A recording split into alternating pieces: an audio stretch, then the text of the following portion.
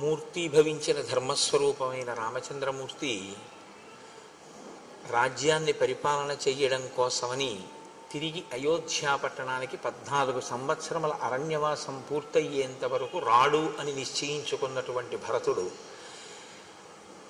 రాజ్యమును రాముని యందే న్యాసము చేసి రామచంద్రమూర్తి ప్రతినిధిగా రాజ్యం చెయ్యడానికి అంగీకరించి రామచంద్రమూర్తి యొక్క పాదుకలను వశిష్ఠ మహర్షి ప్రేరణ చెయ్యగా శిరసున దాల్చి అయోధ్యా పట్టణానికి వెళ్ళి నందిగ్రామాన్ని చేరి సింహాసనంలో పాదుకలుంచి రాజ్య పరిపాలనకి సంబంధించిన ప్రతి విషయాన్ని పాదుకలకు నివేదిస్తూ నేను పాదుకలకు కాదు నివేదిస్తున్నది రామచంద్రమూర్తికే నివేదించి ఆయన ఆజ్ఞ ప్రకారం పరిపాలన చేస్తున్నానేటటువంటి భావనతో భరతుడు రామరాజ్యాన్ని చేస్తున్నటువంటి సందర్భం దగ్గర నిన్నటి ఉపన్యాసాన్ని పూర్తి చేసి ఉన్నాం.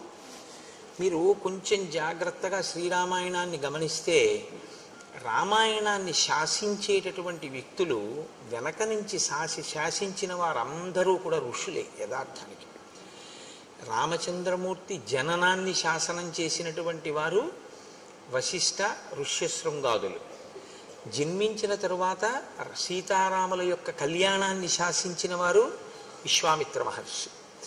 తదనంతరం రాముడు ఎక్కడ ఉండాలి అన్నది నిర్ణయం చేసినటువంటి వారు భరద్వాజ మహర్షి. అసలు భరతుణ్ణి అక్కడికి పంపించచ్చా, భరతుని యొక్క శీల వైభవం ఎటువంటిది అన్నది లోకానికి ప్రకాశింపచేసినటువంటి వారు భరద్వాజ మహర్షి. ఆయన కదలికలన్నీ కూడా ఋషులతోటి ముడిపడి ఉంటాయి. ఎప్పుడూ కూడా జీవితం మహాత్ములతోటి ముడిపడి ఉండడం, వారికి విధేయుడై తాను ప్రవర్తించడం అభ్యున్నతికి హేతువుగా ఉంటుంది. మీరు మిగిలిన వాళ్ళు ఎంతమందితో కలిసి ఉండండి, అది ఒక ఎత్తు. కలిసి ఉండవద్దు అని మీరు సమాజంలో చెప్పలేరు. ఎందుచేతనంటే ఒక మనిషి సమాజంలో ఉన్నాడు అంటే మంచి చెడు రెండిటికి మధ్యన కూడా ఆయన ప్రతిరోజు స్పందించవలసినటువంటి అవసరం ఉంటుంది. నేను కేవలం మంచి వాళ్ళతో ఉంటానన్నా కుదరదు, కేవలం చెడ్డవాళ్లతో ఉండడము కుదరదు. ఎవరితో నువ్వున్నా నీలోని మంచిని నువ్వు నిలబెట్టుకొని నువ్వు లోకానికి ఉపకారం చేసేటటువంటి గుణములతో ప్రకాశించి నీ వలన ఇంకొకరికి ఇబ్బంది రాని పరిస్థితి ఉండాలి అంటే నీ లోపల కొంతమంది ఉండాలి. బయట నువ్వు ఎవరితో తిరిగి ఇబ్బంది లేదు, నీ లోపల మాత్రం ఉండాలి. నీ లోపల ఉండవలసినటువంటి వారు ఋషులు లేదా ఋషితుల్యులు. ఋషితుల్యమైనటువంటి జీవితాన్ని సమాజంలో కొంతమంది పెద్దలు గడుపుతారు. పైకి వారు కూడా మనలా సంసారంలో ఉన్నట్లుగానే ఉంటారు. అగస్త్యుడు సంసారంతో ఉన్నట్టు ఉంటాడు, భరద్వాజుడు సంసారంతో ఉన్నట్టు ఉంటాడు, అత్రి మహర్షి సంసారంతో ఉన్నట్టు ఉంటారు. కానీ వారే ఋషులు, వారే నిర్ణయం చేశారు రాముడి కదలికలు. మీరు కూడా అటువంటి ఋషిని మీ హృదయంలో ఉంచుకోవలసి ఉంటుంది. మీ యొక్క కదలికలు జీవితంలో ప్రస్థానమంతా కూడా ఆయన చేత నిర్ణయింపబడి ఉండాలి. యథార్థానికి గురువుగారి అనుగ్రహం పొందడం అన్న మాటకు అర్థం ఏమిటో తెలుసా అండి? ఇందుకు మీరు సిద్ధపడి ఉన్నారా అని గురువు చూస్తారు. మీరు ఆ స్థితిని పొందారు, గురువుగారి మాటని వేదవాక్కుగా మీరు భావన చేస్తున్నారు అన్ననాడు గురువు మీ జీవిత క్రమాన్ని నిర్ణయం చేస్తాడు. అందుకే మీరు కొంచెం జాగ్రత్తగా గమనించగలిగితే సన్యాసులందరూ గురువులు కారు, గురువులందరూ సన్యాసులు కారు. మీరు కొంచెం జాగ్రత్తగా చూడండి నేను అన్న మాటని. సన్యాసులందరూ గురువులు కావలసిన అవసరం లేదు. ఎందుకో తెలుసా అండి? సన్యాసి గురువైతే తనకి తాను బరువు. నేను ఎందుకు ఈ మాట అంటున్నానంటే సన్యాసి అన్న మాటకు అర్థం ఏమిటంటే సత్తు యందు న్యాసము చేశాడు ఆయన. ఆయనకి ఇంకా తను చెయ్యవలసిన పని అన్నది ఆయనకేం లేదు.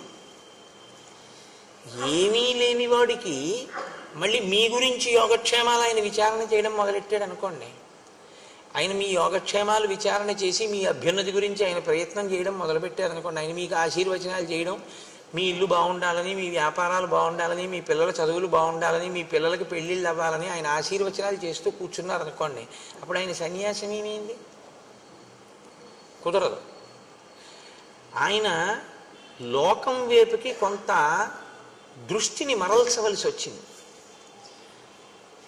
అలా దృష్టి మరల్స్తే ఎంతవరకు మన అభ్యున్నతి కొరకు దృష్టి మరల్చారో అంతవరకు ఈశ్వరుడి వైపుకి తదేక దృష్టితో ఉండగలిగిన స్థితిని కోల్పోయాడా లేదా? కోల్పోయారు. అందుకే సన్యాసులు అందరూ గురువులు కావాలి అని శాస్త్రం చెప్పదు. కానీ కొంతమంది సన్యాసులు మాత్రం గురువులుగా ఉండాలి. ఎందుకు ఉండాలో తెలుసా? శంకరాచార్యులు వారు చేసిన నిర్ణయంలో ఉన్న అద్భుతం అది.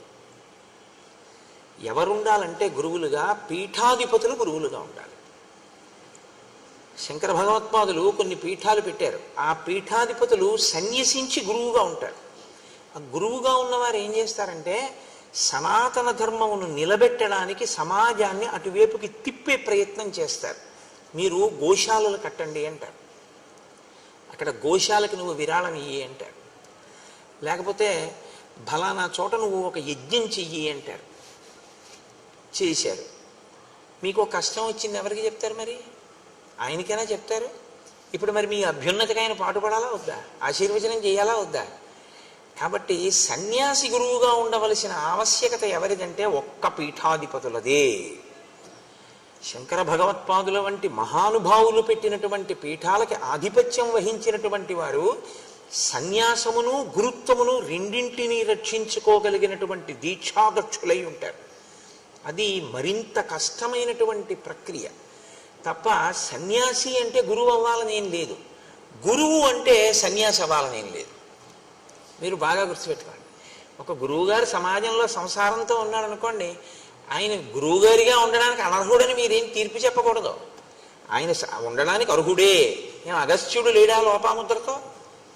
అత్రి లేరా అనసూయమ్మతో? ఏం వాళ్ళ గురుత్వానికి ఏమైనా లోటు వచ్చిందని మీరు అనుకుంటున్నారా? అలా ఏం ఉండదు. వారు సంసారమునందు ఉండి ఋషిగా జీవిస్తారు. ఒక ఋషి జీవనం ఎలా ఉంటుందో ఆయన జీవనము అలాగే ఉంటుంది. ఇలా ఉండగలిగినటువంటి ప్రజ్ఞ ఉన్న మహాపురుషులు ఉన్నారే, వారు గురువులుగా ఉంటారు.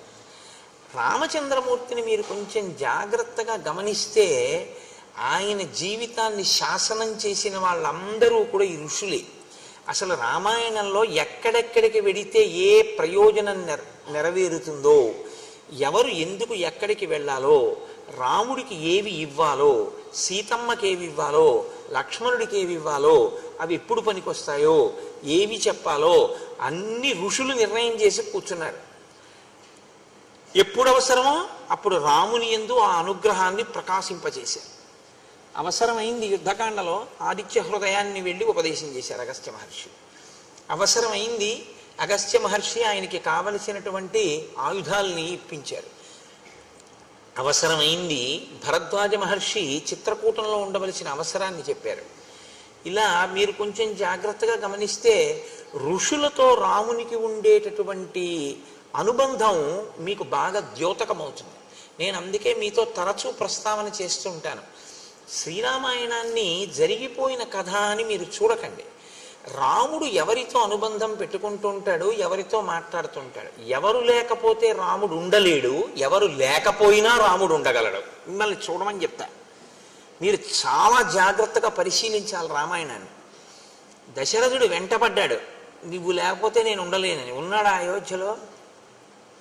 నువ్వు లేకపోతే నేను ఉండలేనని కౌసల్య వెంటపడింది. ఉన్నాడా అయోధ్యలో? మరి ఎవరు లేకపోతే రాముడు నేను ఇక్కడ ఉండలేనని వెళ్ళిపోయే ఘట్టం ఏమైనా ఉంటుందా రామాయణంలో? ఎక్కడైనా వీళ్ళు లేరండి అందుకని నేను ఇక్కడ ఉండలేకపోతున్నానండి, నేను ఇక్కడి నుంచి వెళ్ళిపోతానండి అని రాముడు వెళ్ళిపోయినది ఏదైనా ఉందా? అలా వెళ్ళిపోతే రాముడు ఎప్పుడు, లక్ష్మణుడు రాముడిని ఎలా సేవిస్తాడో రాముడు కూడా ఎవరిని చూడకుండా ఉండలేడో వాళ్ళ దగ్గర ఉంటాడని గుర్తు. రాముడు ఎవరిని సేవిస్తున్నాడని మీరు రామాయణంలో పట్టుకుంటారో మీరు కూడా మీ జీవితంలో అలా సేవిస్తూ ఉండాలి. సేవించడం అంటే ఒక మాట గుర్తుపెట్టుకోండి, ఎప్పుడూ శారీరకంగా దగ్గర ఉండడం కాదు, గురువుని మీ మనసులో పెట్టుకోవడం, గురువాక్యాన్ని మీ మనసులో పెట్టుకుని ఉండడం. ఎప్పుడు ఏది చేసినా మనం త్రికరణ శుద్ధిగా గురువైభవానికి మనం దోహదం చేస్తున్నామా, ఆయన మాటని అనుష్ఠాన పర్యంతంలోకి తీసుకొస్తున్నామా, ఇది మీకు మీరు పరిశీలన చేసుకోవలసినటువంటి విషయం. దానికి ఎవ్వరూ న్యాయమూర్తులు ఉండరు, ఉండే అవకాశం ఉండదు కూడా. ఒకవేళ అలా పరిశీలించి చూసి పట్టుకున్నా, పట్టుకోవాలనుకుంటే అది పెద్ద విశేషం ఏం కాదు, పట్టుకుంటారు పెద్దలు. పట్టుకున్నా వారు దాని మీద తీర్పు కూర్చోరు.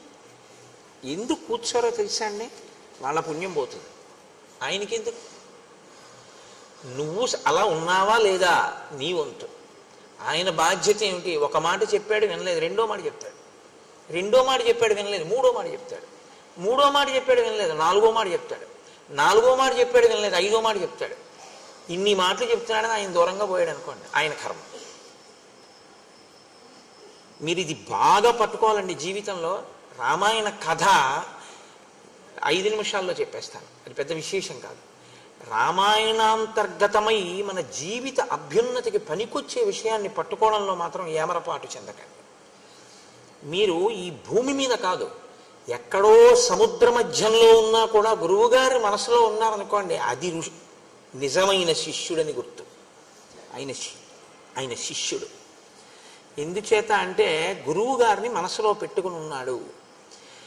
ఆయనకి పక్కన ఉండక్కర్లేదు, గురువు గారు ఆయనలో ఉంటారంతే, ఎప్పుడూ ఉంటారు. ఆయన ఎప్పుడు అంతేవాసిత్వంతో ఉంటాడు. అది చాలా మహోన్నతమైన స్థితి.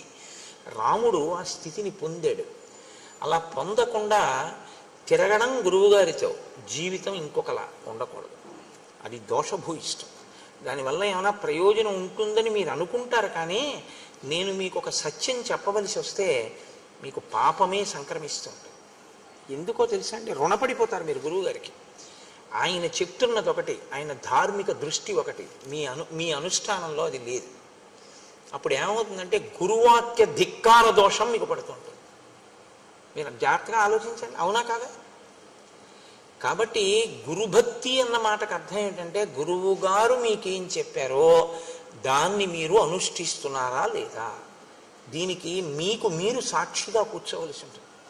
శ్రీరామాయణం ఇది ఒక అద్భుతమైనటువంటి స్థితిలోకి తిప్పుతుంది. అయోధ్యకాండలో చిట్ట చివర తిప్పినటువంటి మలుపు అనన్య సామాన్యమైన మలుపు.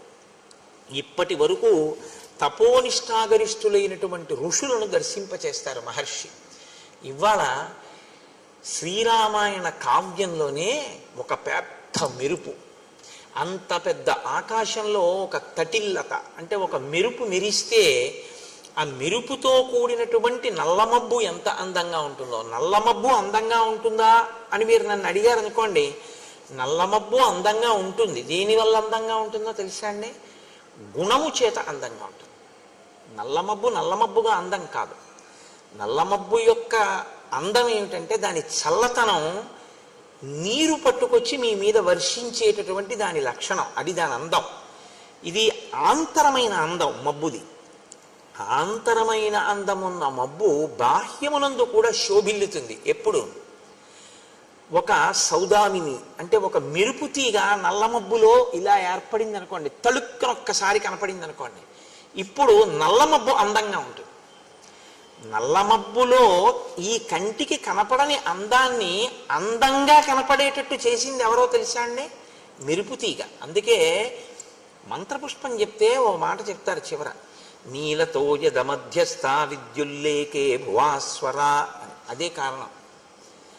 ఆ నల్ల మబ్బు మీద మెరిసినటువంటి మెరుపు తీగతో కూడిన మబ్బు ఎలా ఉంటుందో, భగవంతుని యొక్క గుణములను అనుభవించి అమ్మవారి అనుగ్రహంతో దాని యొక్క వైభవాన్ని నువ్వు గుర్తు పెట్టుకొని లోపల సాకారముగా నిలబెట్టుకోగలిగినటువంటి స్థితిని పొందకపోతే నీవు తరించడానికి మార్గం ఏమైనా ఉందని అనుకుంటున్నావా? నువ్వు ఇప్పటిదాకా వేసిన పూలు, నువ్వు ఇప్పటిదాకా చేసిన పూజ ఇవి కాదు నిజానికి నువ్వు తరించడానికి మార్గం. నాణ్య పంధాయనాయ విద్యతే. తెలుసుకో బాగా, నాణ్య పంధ, ఇంకొక మార్గం లేదు, ఇదొక్కటే మార్గం. ఏదొక్కటే మార్గం? ఇక్కడే ఈశ్వరుడు ఉన్నాడు అని నువ్వు తెలుసుకోవడం ఒక్కటే నీకు మార్గం. ఇక్కడ ఉన్న ఈశ్వరుడి వైపుకి అడుగులు వెయ్యాలి అంటే బయటి అడుగులు ఆగిపోవాలి, లోపలికి అడుగులు ప్రారంభం కావాలి. బయట అడుగులు ఆపి అడుగులు లోపలికి వెళ్ళేటట్టు చేయగలిగిన ప్రజ్ఞ లోకంలో ఉన్నవాడు ఒక్కడే గురువు. అందుకే లలితా సహస్రంలో ఒక నామం ఉంది, అంతర్ముఖ సమారాధ్య బహిర్ముఖ సుదుర్లభ. బయట తిరిగితే దొరుకుతుందా? దొరకదు. అంతర్ముఖం అయితే దొరుకుతుంది. బహిర్ముఖం నీ అంత నువ్వు అయిపోగలవు, దానికి ప్రజ్ఞే ఉండదు. ఎవడైనా అయిపోతాడు బహిర్ముఖుడు, అది దానికి పెద్ద విశేషం ఏముందండి. అంతర్ముఖుడివికా ఇంద్రియాలు పనిచేస్తున్న చెయ్యని స్థితిలోకి తీసుకెళ్ళి చూస్తాను. నువ్వు ఇలా కళ్ళు మూసు కూర్చుంటే కాలింగ్ బెల్ కొడితే నీకు వినపడకూడదు, ఉండగలవా? అప్పుడు నీ చెవిలోని వినికిడి శక్తి ఏమవ్వాలి? నిద్రలో ఎలా వెళ్ళిపోతుందో అలా వెళ్ళిపోవాలి. ఎక్కడికి వెళ్ళిపోవాలి? మనసు తీసేసుకోవాలి. అప్పుడు తీసుకున్న మనసు ఏం చేయాలి? ఈశ్వర పాదముల దగ్గరికి వెళ్ళిపోవాలి. వెళ్ళిపోతే చూడగలిగిన శక్తిని వెనక్కి తీసుకున్న మనసు దేన్ని చూడాలి? ఈ శక్తితో ఇంకోటి చూడాలి. ఏది చూడాలి? నీలతో యద మధ్యస్థ విద్యుల్లేకే భువాస్వర. మెరుపు తీకతో కూడిన నల్లమబ్బు తలుక్కునొక్కసారి మెరుస్తుంది. చాలాసేపు చూడాలని ఉంటుంది, కానీ మీకు చూడడం కుదరదు. అలా మెరుపు తీగ గంట సేపు ఏమి ఉండదు, ఒక్కసారి మెరుస్తుంది.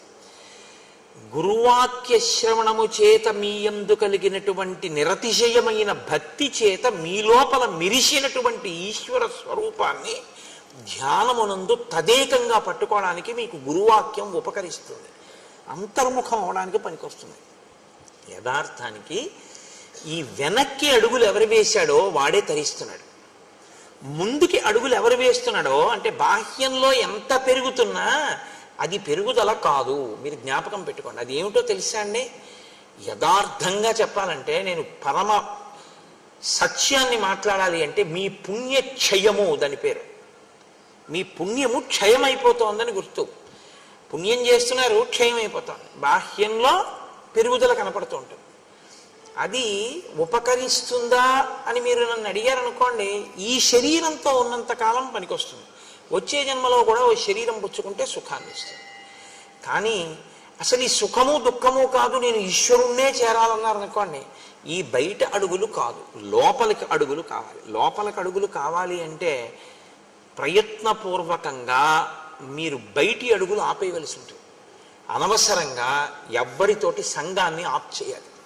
ఆప్ చేసి అంతర్ముఖత్వాన్ని నేర్చుకోవాలి. బాగా ధ్యానం చేసి లోపలికి వెళ్ళి పట్టుకోవాలి. రామచంద్రమూర్తి యొక్క అనుగ్రహం అంతా అంతే. అది రామాయణ కాలంలో బాగా ప్రకాశిస్తుంది.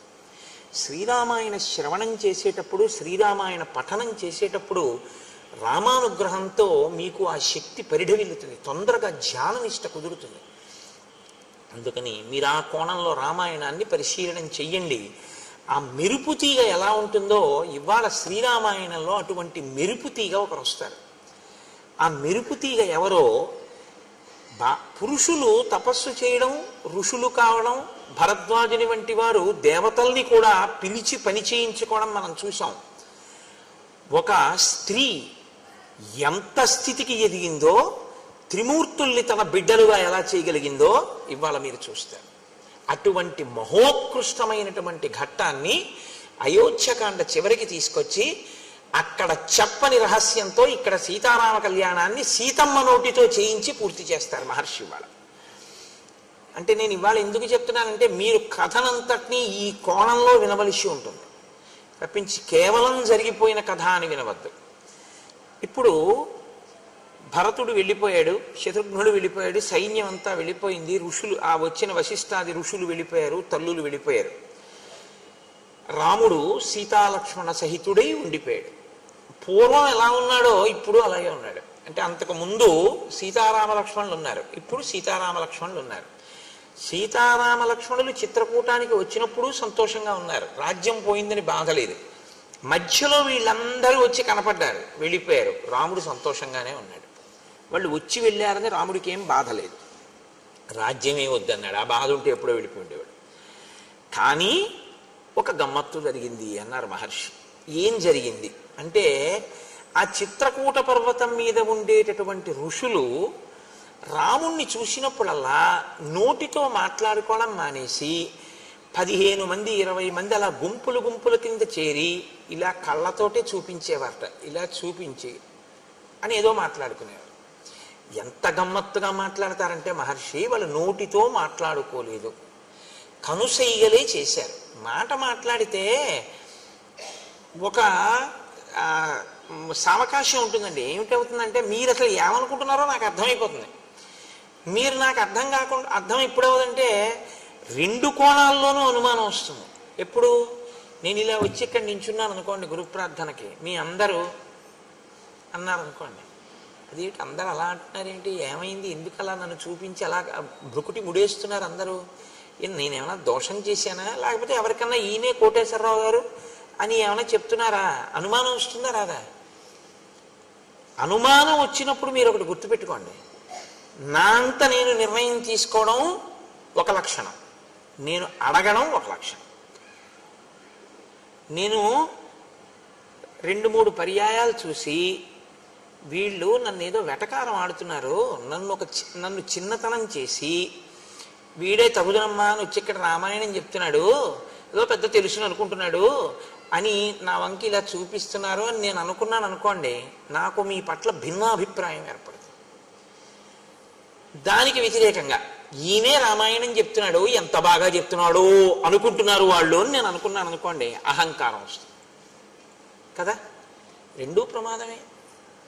ఇప్పుడు నేను ఏ ఇబ్బంది లేకుండా మిమ్మల్ని అడిగాను అనుకోండి, ఏమమ్మా ఎందుకు ఇలా అంటున్నారు, ఏమైనా ఇబ్బంది కలిగిందా తల్లి నా వల్ల అని అడిగాను అనుకోండి, అప్పుడు మీరు ఏదో ఒక విషయాన్ని నాకు చెప్పారనుకోండి, మన మధ్య అవగాహన కుదురుతుంది. అంటే విషయాన్ని తెలుసుకోకుండా నిర్ణయానికి వద్దామనుకుంటే అడగక్కర్లేదు, వాళ్ళని నేను అడగడం ఏమిటనుకోవాలి.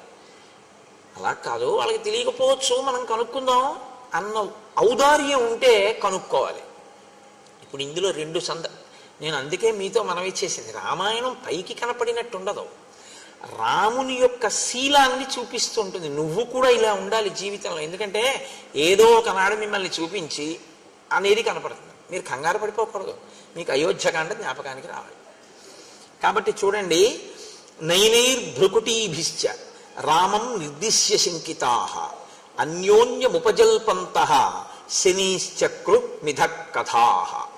అక్కడ ఉన్న మునులందరూ రాముణ్ణి కన్నులతోటి, భృకుటీభిశ్చ కనుబొమలతోటి, అంటే అని కనుబొమలు ఎత్తి చూపిస్తున్నారు అని కళ్ళతో చూపిస్తున్నారు. రాముడు చూశాడు, ఒకసారి కాదు 2 సార్లు కాదు, తను వెడుతున్నప్పుడు తను వస్తున్నప్పుడు గుంపులు గుంపులుగా ఇలాగే మాట్లాడుకుంటున్నారు, నోటితో కాదు కనుసైగలతో. వీళ్ళని ఒక్కొక్కళ్ళని అడగడం కన్నా వీళ్ళందరికీ కులపతి ఒకరు ఉంటారు. కులపతి అన్నమాట రామాయణంలోదే. కులపతి అంటే 1000 మంది శిష్యులు ఉన్నవాడు, 100 శిష్యులు ఉన్నవాడు ఎక్కడికైనా వచ్చాడు అంటే చాలా గొప్ప విషయం అది. అటువంటి ఆయన్ని చాలా బహుధా జాగ్రత్తగా చూడాలి. అంటే జీవితంలో 100 మంది తనని అనువర్తించేట్టుగా, వాళ్ళ మనసు మారేటట్టుగా మాట్లాడగలిగినటువంటి వాగ్వైభవము తపస్సు చేత సాధించుకున్నవాడు. వాక్కుకి శక్తి మామూలుగా వస్తుందని మీరు అనుకోకండి, కేవల తపస్సు చేతనే వాక్కు అగ్నిహోత్రం అవుతుంది. అటువంటి వారి మాటలే ఎదుటివారి హృదయం మీద పనిచేస్తాయి. కాబట్టి 100 శిష్యులు అనుగమిస్తే ఆయన ప్రత్యేకంగా ఆరాధింపబడతాడు, చాలా గొప్పవాడు అని నిర్ణయం. కులపతి అంటే 1000 మంది శిష్యులు ఉన్నారని గుర్తు. ఆ కులపతి దగ్గరికి వెళ్ళి నమస్కరించి రాముడు అడిగాడు, ఎందుకు ఈ మునులందరూ నన్ను చూసి కనుబొమలెత్తి మాట్లాడుతున్నారు, ఏమైనా కారణం ఉందా? తన వైపు నుంచి ముందు చెప్పాడు, ఇది రాముడి పెద్ద మనసు అంటే. నా భార్య నన్ను అనుగమించి వచ్చింది, ఏమీ తెలియదు, అమాయకురాలు. ఒకవేళ ఆమె వలన మీకు ఎవరికైనా ఏమైనా ఇబ్బంది కలిగిందా? నా తమ్ముడు ఇంకా చిన్నవాడు, నాతో పాటు వచ్చాడు, నా తమ్ముడు ఏమైనా తెలియక అపరాధం చేశాడా? ఒకవేళ అలా జరుగుంటే క్షమించండి, ఏమి జరిగిందో నన్ను చూసి మీరు ఎందుకు అలా అనుకుంటున్నారో నాకు ఒక్కసారి చెప్తారా అని అడిగాడు. ఇది ఎంత వినయం చూడండి. రాముణ్ణి అనుసరించిన వారి యొక్క నడవడి అలా ఉంటుంది. అంటే ఇంకా వినయానికి హద్దుండదు, ఆ వినయం అంత గొప్పగా ఉంటుంది పెద్దల దగ్గర ప్రవర్తించేటప్పుడు. ఆయన అన్నారు, ఏమీ లేదు నాయన, ధర్మాత్మురాలు సీతమ్మ వల్ల మాకు అపచారమా, అసలు ఆ మాట ఊహకే అందదు అన్నారు. లక్ష్మణస్వామి అటువంటి వాడు కాడు. మరి మేమెందుకు ఇలా అనుకుంటున్నామంటావా? నీకు చెప్తాను చూడు.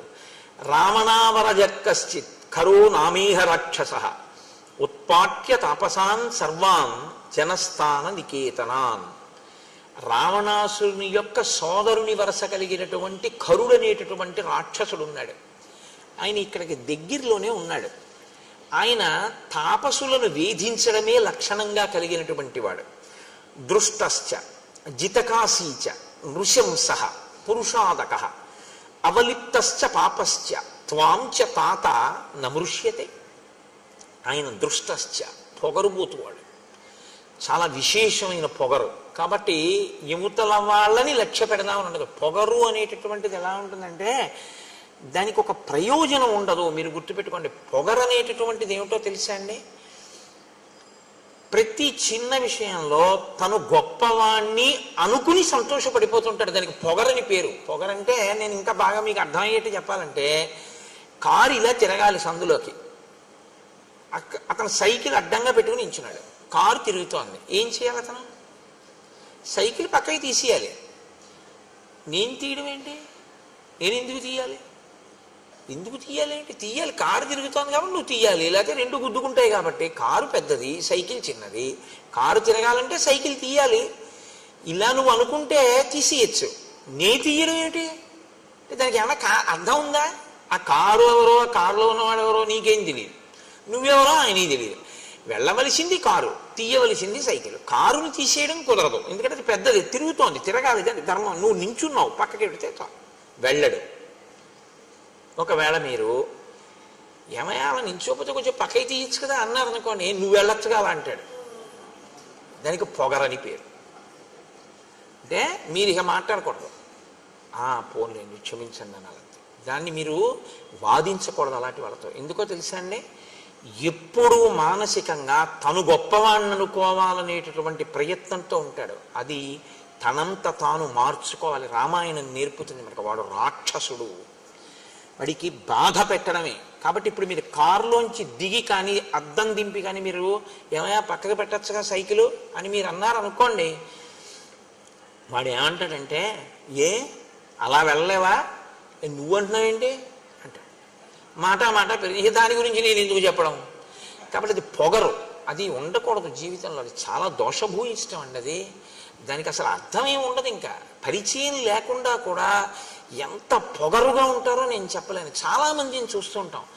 అది దిద్దబడాలి. నేను అందుకే చెప్తూ ఉంటాను, రామాయణం పెద్దలతో పాటు పిల్లలు కూడా వినాలి. అవగుణములు పోతాయి, వాళ్ళు సంతోషంగా ఉంటారు, సమాజం సంతోషంగా ఉంటుంది. అంటే ముని ఎలా చెప్తున్నారో చూడండి. మునికి దోషం పట్టుకునే లక్షణం ఉండదు, కానీ అవతల వాడి గురించి ఒక నిష్పాక్షికమైన మాట. దృష్టశ్చ జితకాశీంచ. వాడికి పని ఏమిటంటే పొగర ఎక్కడుందో అక్కడ నిష్కారణ యుద్ధాన్నది ఆహ్వానిస్తుంది. దానికి ఏం కారణం లేకుండా వాడు గొడవకు వస్తాడు. గొడవకొచ్చేది వాడు ఎందుకంటే ఎప్పుడు వాడు గెలవాలని. కాబట్టి మీరు ఏ మాట అంటే చిన్నబుచ్చుకుని మనకెందుకు వీడితో వెళ్ళిపోతారో అలా వాడు మెట్లు ఎక్కేస్తాడు. మీరు అలా ఎక్కలేరు కాబట్టి చిన్నబుచ్చుకుని వెళ్ళిపోతారు. అదే వాడి గెలుపు. ఎన్ని మాటలు గెలిచాడో అన్ని మాటలు ఉండకూడని రీతిలో ప్రవర్తిస్తూ ఉంటాడు. జితకాశీచ నృశంస. క్రూరుడు. క్రూరుడంటే అవతల వారి బాధ తనకి సంతోష హేతువుగా బతికేటటువంటి వాడు. పురుషాదక. మనుష్యుల్ని తింటూ ఉంటాడు, వాడికి అదొక లక్షణం. అవలిప్తశ్చ. విపరీతమైనటువంటి గర్వం. ఇవన్నీ మనసులో పెట్టుకుని నా అంతవాణ్ణి నేను అనుకుంటూ ఉంటాడు ఎప్పుడు. పాపశ్చ. పాపశ్చ అంటే వాడు ఈశ్వరుడి వైపుకి అడుగులు వెయ్యకుండా వీడు చేసిన ఈ పనులే వాడికి ప్రతిబంధకంగా వస్తాయి. ఇది ఎక్కువైతే ఏమవుతుందో తెలుసా అండి, రామాయణంలో మీరు అది పట్టుకోవాలి. పాపం పెరుగుతూ ఉంటే మీరు భగవంతుడి వైపుకి వెళ్ళి మనసు మార్చుకున్నారా, పాపం తరిగి ఈశ్వరుడి వైపుకి ఎడతారు. మీరు ఈశ్వరుడి వైపు అడుగులు వేయకుండా పాపాన్ని పెంచుకున్నారా, ఈశ్వరుడి చేతిలో నిహతులవుతారు. అప్పుడు ఏం చేయాలంటే ఈశ్వరుడికి ఇంకొక మార్గం ఉండదు, కాబట్టి పడగొట్టేస్తాడు ఆయన. వీడు మారట్లేదు, నేనేం చేయను, ఇంక ఉపాధి ఇచ్చినందుకు చేస్తున్నాడు ఈ అల్లరి, కాబట్టి ఉపాధి తీసేయాలి. ఇప్పుడు మీరు పిల్లాడిని ఆడుకోరా అని చెప్పి ఏదో చిన్న ధనస్సు, ప్లాస్టిక్ ధనస్సు ఇచ్చారండి, వాడు అది పెట్టి అందరినీ కొడుతున్నాడు. ఇంటికి ఎవరో పెద్ద మనుషులు వచ్చారు, మీరు సంతోషంగా అయ్యా మంచినీళ్ళు తాగుతారా అని లోపలికి వెళ్ళారు. వచ్చిన ఆయన వేదం చదువుకున్న ఘనాపాఠి. ఇంటికి వచ్చారు, మీరు లోపలికి వెళ్ళారు, ఆయన ఏదో కళ్ళు మూసుకుని మంత్రం చేసుకుంటున్నారు. వీడు వచ్చి ఆ ధనస్సు తిరగేసి ఆ ప్లాస్టిక్ ధనస్సు పెట్టి ఆయన్ని కొట్టాడు తొడ మీద. ఆయన ఘనాపాఠి, ఆయన వేదం చదువుకున్నవాడు, ఆయనకి తెలుసు. ఆయన నవ్వేసి తప్పు నాన్న అలా కొట్టకూడదు అన్నాడు. మీరు చూసారు, ఏం చేస్తారు ఇప్పుడు? కొట్టకని బోధ చేస్తారా, ముందు ఆ ధనస్సు లాగేస్తారా? చెప్పండి నాకు. తీసేస్తారు ముందు పిల్లాడి చేతిలోంచి. ఈశ్వరుడు కూడా అంతే. ఇది వీడికి ఇచ్చాను కాబట్టి వీడి ఇలా బాధ పెట్టేస్తున్నాడు, కాబట్టి తీసేస్తాను, ఇంకా తప్పదని తీసేస్తాడు. అదే పాపమును తీయడానికి ఈశ్వరుడు రావడం అన్న మాటకు అర్థం అది. నువ్వు పెంచుకుంటూ పోతే నిన్ను తీసేయడం వినా మార్గం లేని స్థితి వస్తుంది. నువ్వు ఏదైనా అడ్డు పెట్టుకుని విపరీతంగా అహంకరిస్తే దాన్ని తీసేయడం వినా ఈశ్వరుడికి ఇంకో మార్గం లేకుండా పోతుంది. ఇది ఎప్పుడూ చాలా జాగ్రత్తగా జ్ఞాపకం పెట్టుకోవాలి. ఇంకో పెద్ద ధనస్సు, ఇంకో 4 బాణాలు కూడా ఎప్పుడు ఇస్తాడు తండ్రి గారు? తాతగారండి ఇంటికి ఎవరో పెద్దలు వచ్చారు, బాణం అక్కడ పెట్టేసి ఆయన కాళ్ళకి దండం పెట్టాను తాతగారండి అన్నాడు అనుకోండి, మనవాడు ఏది అడిగినా కొనిస్తాడు తాతగారు. ఇంకో తుపాకీ కూడా బొమ్మ కూడా కొనిచ్చిస్తాడు. ఎందుకని? ఇంటికి గణపతి గారు వస్తే కొట్టడు, వాడు దండం పెడతాడు. వాడికి తెలుసు, యుక్తాయుక్త విచక్షణ తెలుసు. కాబట్టి ఎవరికి ఇస్తాడు ఈశ్వరుడు? ఎవడు ఈశ్వరుడు చెప్పినట్టు వాడతాడో విభూతిని వాడికి ఇస్తాడు. ఎవడు ఈశ్వరుడు ఇచ్చిన దాన్ని ఈశ్వరుడు చెప్పని దానికి వాడుతున్నాడో వాడికి ఆ విభూతి తీసేస్తాడు. దీన్ని మీరు గుర్తు పెట్టుకోవడమే పాపము అని పేరు. అది అవతల పెరుగుతుంది, పెరగడం అని పడిపోవడానికి. రాముడితో చెప్తున్నాడు ఈ విషయాలు. కాబట్టి కరుడు ఎవరి చేతిలో పడిపోతాడు? రాముడి చేతిలోనే పడిపోతాడు. తర్వాత అరణ్యకాండ వచ్చేస్తోంది రేపటి నుంచి. పడిపోతాడంతే. 14,000 మంది వచ్చినా ఒక్కడే పడగొట్టేస్తాడు. ఈశ్వరుడు ఒక్కడ చాలు పడగొట్టేయడానికి. ఎంతమందినైనా పడగొట్టేస్తాడు ఆయన. ఎందుకంటే ఆయన అఖిలాండ కోటి బ్రహ్మాండ నాయకుడు. ఆయనది చెయ్యగలడన్న భయంతో నువ్వు బతకడం భక్తి అని పేరు. అది లేని విచ్చలవిడితనం ప్రమాదమునకు హేతువై ఉంటుంది. కాబట్టి అవలిప్తశ్చ పాపశ్చ త్వాంచ తాత నమృష్యతే. నాయన, ఈ కారణం చేత మేము ఇక్కడ ఉండకుండా బయలుదేరాలి అనుకుంటున్నాం. తర్వాత అతను నీ ఉనికిని సహించలేకపోతున్నాడు. ఎందుకో తెలుసా? నీవు క్షత్రియుడవు, నువ్వు కావాలి అని ఇంతమంది వచ్చి రాజ్యపాలన చేయమని అడుగుతున్నారు. నీకు శస్త్రాస్త్రములు తెలుసు. నువ్వు చేతిలో ఒక గొప్ప కోదండాన్ని, అక్షయబాణ తూణీరాల్ని, కవచాన్ని కట్టుకు తిరుగుతున్నావు. నీవు అతనితో యుద్ధం చేస్తావేమో, మాతో కలిసి ఉంటున్నావు కాబట్టి మమ్మల్ని రక్షించి అతన్ని పడగొడతావేమో అని వాడు భయపడుతున్నాడు. ఆ భయపడడం వల్ల ఏం చేస్తున్నాడో తెలుసా? తం యదా ప్రభృతి హ్యస్మిన్ ఆశ్రమే తతవర్తసే తదా ప్రభృతి రక్షాంసి విప్ర కుర్వంతి తాపసాన్. నీవు ఇక్కడికొచ్చి మేము నీతో అన్యోన్యంగా ఉండి నువ్వు మాతో అన్యోన్యంగా ఉంటే రేపు మనిద్దరికీ శత్రువు అతను కాబట్టి మమ్మల్ని రక్షించడానికి నువ్వు తనని వేధిస్తావని అనవసరంగా మమ్మల్ని ఎక్కువగా వేధిస్తున్నాడు. ఇప్పుడు విచిత్రమైనటువంటి వికృతమైన రూపాలు చూపిస్తున్నాడు. మేము భయపడిపోతున్నాం. హోమం చేసుకుందాం అక్కడ సృక్కులు స్రవాలు పెట్టుకుంటే విసిరేస్తున్నాడు. నెయ్యి పెట్టుకుంటే వంపేస్తున్నాడు. అగ్నిహోత్రాన్ని వేలిస్తే ఆర్పేస్తున్నాడు. తాపసులు అలా వెళ్ళిపోతుంటే పట్టి చంపేసి తినేస్తున్నాడు.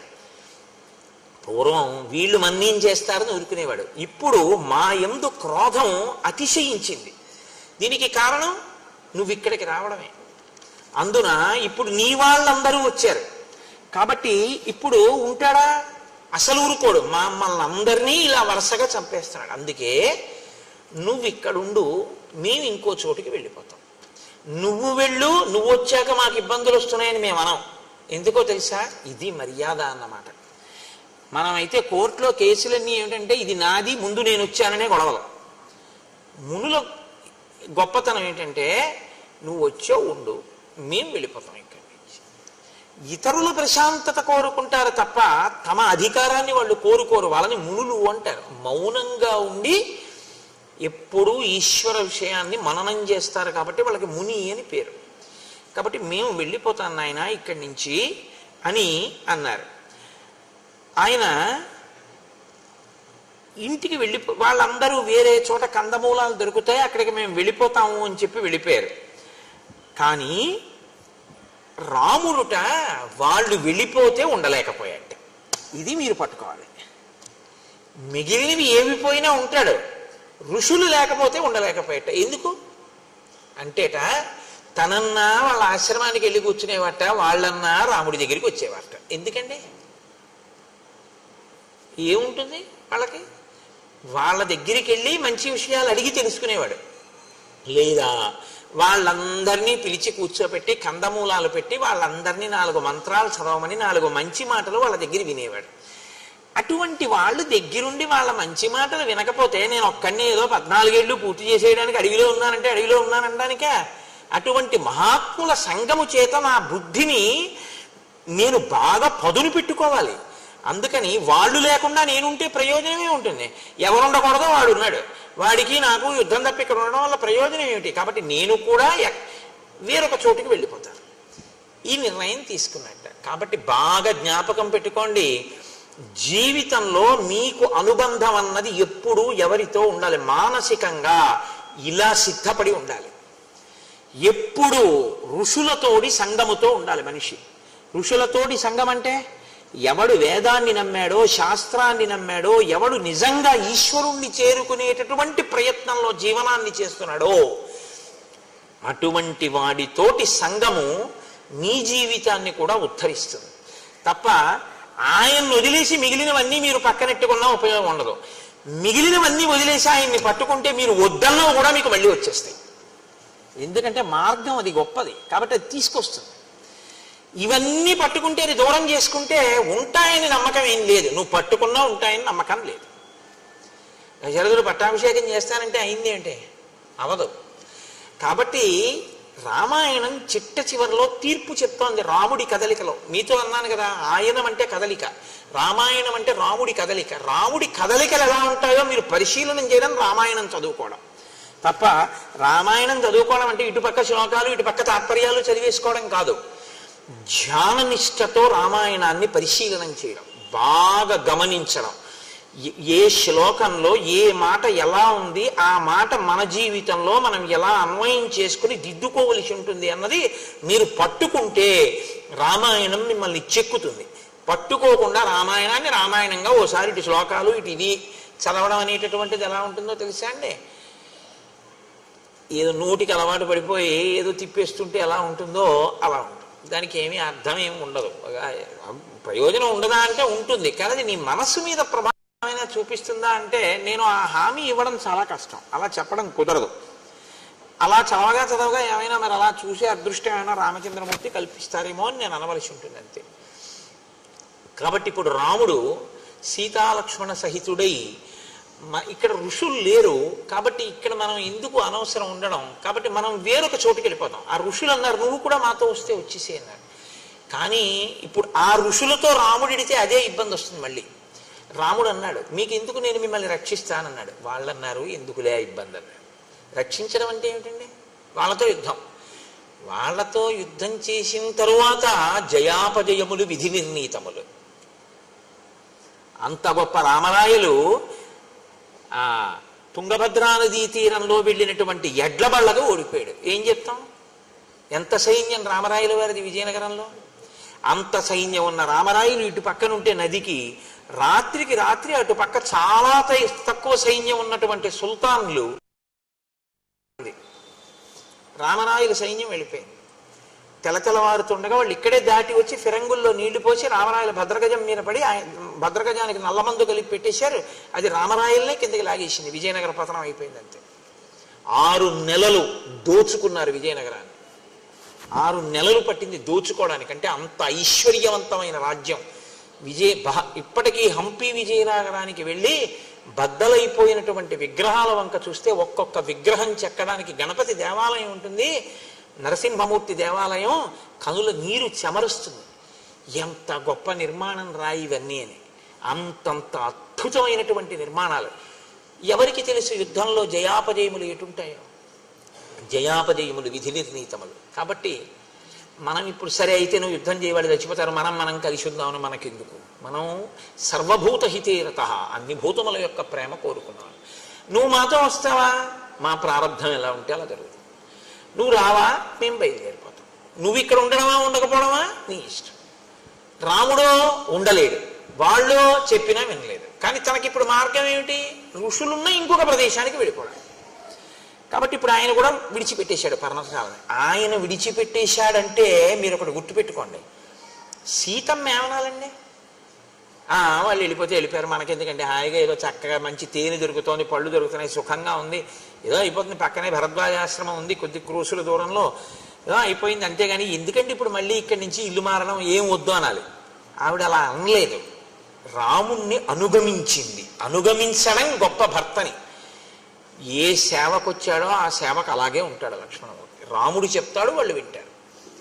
కాబట్టి ఇప్పుడు బయలుదేరారు. ఆయన ఇంకొక కారణం కూడా చెప్పాడు. ఇక్కడికి కౌసల్య, సుమిత్ర, కైక, భరతుడు, శత్రుఘ్నుడు, సైన్యం, వశిష్ఠాది మహర్షులు అందరూ వచ్చారు. అందుకని ఇక్కడ ఉంటే నాకు వాళ్ళు జ్ఞాపకానికి వస్తున్నారు ఎక్కువగా. రెండు, ఇక్కడికి వచ్చినటువంటి సైన్యంలో ఉన్న జంతువులన్నీ మలమూత్రములను విసర్జించి ప్రదేశం అంతా శౌచాన్ని కోల్పోయింది. కాబట్టి వేరొక ప్రదేశానికి వెళ్ళిపోదాం అన్నాడు. బయలుదేరారు. బయలుదేరి వాళ్ళు మార్గమధ్యంలో వెడుతుండగా అత్రి మహర్షి ఆశ్రమానికి వెళ్ళారు.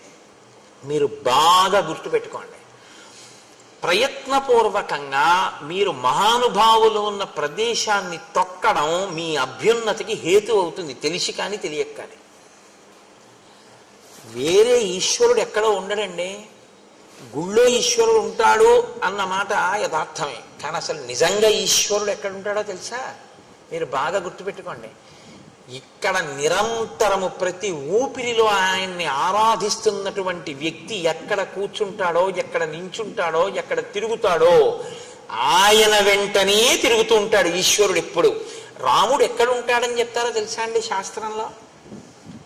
రామచంద్రమూర్తిని నమ్ముకుని బతుకుతున్నవాడు ఎక్కడ ఉంటాడో రాముడు అక్కడే ఉంటాడు. పక్కనే ఉంటాడట ధనుర్ధరుడే. ఆయన కూర్చుంటే కూర్చుంటాడు, ఆయన నించుంటే నించుంటాడు, ఆయన ఎడుతుంటే పెడతాడు, ఆయన వస్తే వస్తాడు. ఆయన పడుకుంటే తను ఇలా కూర్చుంటాట గుమ్మం ముందు. ఎందుకంటే ఆయన నీకు ఇబ్బంది ఎవరైనా కల్పిస్తారేమో అని. రామచంద్రమూర్తి తనని నమ్మిన వాళ్ళని రక్షించడానికి గడప ముందుకొచ్చి కూర్చుని ఉంటాడు అని. అందుకే రాముణ్ణి నమ్ముకున్న రామభక్తులు ఎక్కడుంటారో అక్కడే సీతారామ లక్ష్మణులు, హనుమ కూడా ఉంటారు. మీరు బాగా జ్ఞాపకం పెట్టుకోండి, నేను మీకు సత్యం చెప్తున్నాను. ఇది తులసీదాస్ గారి జీవితంలో నిజమైందండి. తులసీదాస్ గారు రామదర్శనం అవ్వాలనుకుంటూ పడుకున్నారు. పడుకుంటే దొంగ వచ్చి కన్నం వేసి లోపలికి వెళ్ళి ఆచమన పాత్ర అవి ఏవో దొరికాయి. మూట కట్టుకుని బయటికి వద్దాం అనుకున్నాడు. తల బయట ఎట్టాడు. రామలక్ష్మణులు ఇద్దరు కోదండాలు అట్టుకుని నించున్నారు. నేను నమ్ముకున్నవాడి సొత్తు ఎత్తుకుపోతావా నువ్వని. ఆయన వాళ్ళు వెళ్ళిపోతారు కదా అని వెనక్కి వచ్చాడు. తెల్లవారే వరకు తల బయట ఎడుతున్నాడు, లోపల ఎడుతున్నాడు, తల బయట ఎడుతున్నాడు, లోపల ఎడుతున్నాడు. రామలక్ష్మణులు ఇద్దరు అలాగే ఉన్నారు కన్నం బయట. తులసీదాస్ గారు తెల్లవారింది, నిద్ర లేచి లోపలికి వచ్చారు. దొంగలు ఇద్దరు మూట కట్ట కూర్చున్నారు. మీరెవర్రా నాయన ఇలా కూర్చున్నారన్నారు ఆయన. ఏం లేదు, బుద్ధి గడ్డి దీని వచ్చానులే, ఏదో ఆచమన పాత్ర మూట కట్టాం అంటే మరి పట్టుకుపోయారా అన్నాడు ఆయన. మహాత్ములైన వారి లక్షణం అలా ఉంటుంది. వాళ్ళు పోతాయని ఏం వెంగట్టుకోరు. పోతే ఈశ్వరుడు తీసుకెళ్ళాడంటారు. ఎక్కడో ఇంకా అవసరం ఉందన్నమాట. స్వతంత్రంగా భావించాడు నా తండ్రి, వీడిదైతే ఏం అనుకోడు, మనం పట్టుకెళ్ళచ్చు అని చెప్పి నా వస్తువు మీ వస్తువే అంటారు చూడండి కొంతమంది. మీదిగా వాడుకోండి, అలా నాకు అస్తమానం చెప్పకండి, నేను తీసుకెళ్తానని అంటారు. అలా మా మోహన్ రావు గారు ఉన్నారు కాకినాడలో, ఆయన అంటుంటారు, అది మోహన్ రావు ఒకసారి కారు పంపించండి అనకండి. అలా అంటారేంటి? అది మీ కారే, మీ కారు నేను వాడుకుంటున్నాను, కారు పంపించండి, నేను శాసించండి, అంతేగాని మీ కారు అని అనకండి గురువుగారు అంటారు. అలా ఉంటారు కొంతమంది. అంటే వారి ప్రేమ అలా ఉంటుంది. అలా ఆ రాముడు తన వస్తువులా భావిస్తాడు. అందుకని ప్రేమ ఉంది కాబట్టి నా వస్తువుని పట్టుకుపోయాడు అనుకుంటారు వాళ్ళు. అందుకని ఆయన అన్నారు, ఇక్కడ కూర్చున్నారు ఎందుకు నాయన, పట్టుకుపోయారా పోనీ ఆచమన పాత్ర అన్నారు. ఆ పాటి బుద్ధి లేక కాదు, మేము ఏదో ఇక్కడ ఏదో ఏసీ ఉందని కూర్చున్నాం అనుకున్నావేమో. బయటికి వెడితే ఎవరో ఇద్దరు ఉన్నారు. ఒక ఆయన నల్లగా మేఘంలా ఉన్నాడు, ఒక ఆయన ఎర్రగా ఉన్నాడు, కోదండాలు అట్టుకుని నించున్నారు. హడిలి లోపలికి వచ్చి కూర్చుంటున్నాం. బయటికి ఎడదామంటే ఎన్ని మాట్లాడితే అన్ని మాటలు ఇద్దరు మా వంటి ఇలా చూస్తున్నారు. అందరూ మళ్ళీ వెనక్కి వస్తున్నాం అన్నారు. ఆయన బయటికి వెళ్ళి చూశారు, ఎవ్వరు లేరు.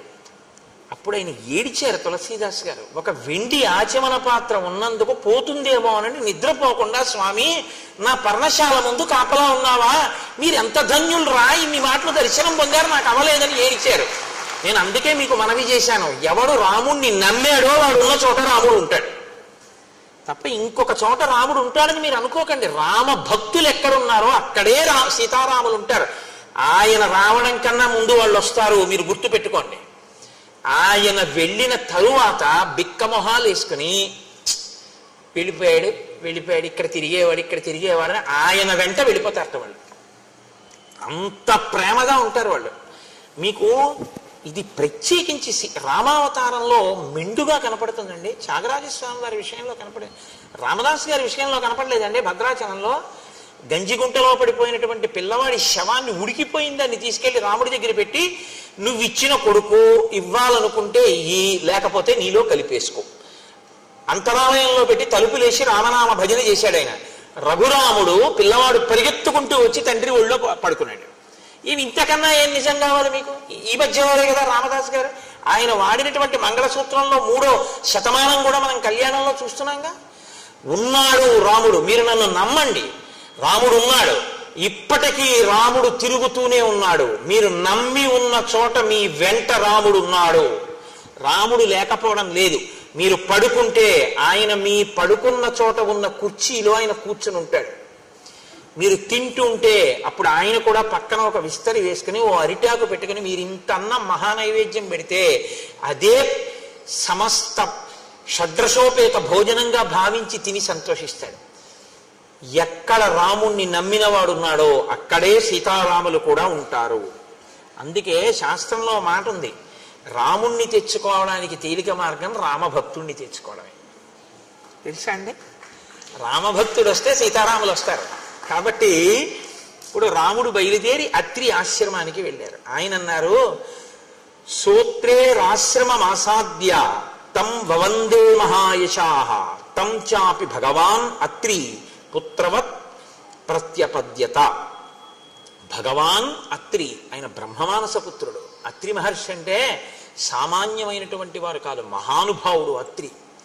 అటువంటి అత్రి మహర్షి మీకు నమస్కారం, మేము మీ ఆశ్రమానికి వచ్చాం అని సీతారామ లక్ష్మణులు సాక్షాత్తు విష్ణువు లక్ష్మి అని అత్రికి తెలుసు. కానీ నరుడిగా ఉన్నాడు కనుక ఋషులకు ఆయనే నమస్కారం ముందు చేస్తాడు అని భగవాన్ అత్రి అని ఆయనకి నమస్కారం చేస్తే తన పుత్రుల్ని ఎలా ప్రేమిస్తాడో అలా ప్రేమించాట. ఒక గురువుకి ఒక ఋషికి ఉండే లక్షణం అది. పిల్లలు తప్పు చేసినా ఎలా మన్నించగలడో తండ్రి, గురువు ఋషితుల్యుడు మన్నించి చేరతీస్తాడు. చేరతీశాడు కదా అని మీరు మీ నడవడి మార్చుకోకుండా మాత్రం ఉండకూడదు. కాబట్టి ఇప్పుడు అత్రి మహర్షి అనసూయమ్మని చూపించి ఆ సీతారామ లక్ష్మణులతో చెప్తున్నారు. ఇది మహోత్కృష్టమైన ఘట్టం అండి. నాకు శ్రీరామాయణంలో అత్యంత ప్రీతిపాత్రమైనటువంటి ఘట్టాల్లో నాకు ఇదొకటి. దశవర్షాణ్యనావృష్ట్యా దగ్ధే లోకే నిరంతరం యయా మూలఫలే సృష్టే జాహ్నవీచ ప్రవర్తిత. రామ, నా భార్య అనసూయమ్మ అనుంది. ఆ అనసూయమ్మ ఎటువంటిదో తెలుసా రామా? ఒక 10 సంవత్సరాల పాటు అనావృష్టి వచ్చింది, ప్రజలకి తినడానికి ఏమీ లేక చచ్చిపోతున్నారు. అప్పుడు నా భార్య ఎండిపోయిన గంగా నది ప్రవహించేటట్టు చేసింది తన తపశ్శక్తితో. నీటితో ప్రవహించేటట్టు చేసి ఎండిపోయినటువంటి నేలలోంచి కందమూలములు వచ్చేటట్టుగా, మొక్కలు ఆకుపచ్చతనంతో పెరిగి కాయలు పళ్ళు పండేటట్టుగా చేసింది. చేసి ఈ ప్రజలందరికీ అన్నం పెట్టింది నా భార్య. అంత గొప్ప తల్లి నా భార్య. కడుపున పుట్టిన వాళ్ళకి పెడతారు, ఈ ప్రాంతంలో ఉన్న వాళ్ళందరికీ 10 ఏళ్లు పెట్టింది నా భార్య. అంతటి విశాలమైన మనసున్నది. లోకమంతటి చేత అమ్మా అని పిలిపించుకున్నటువంటి తల్లి.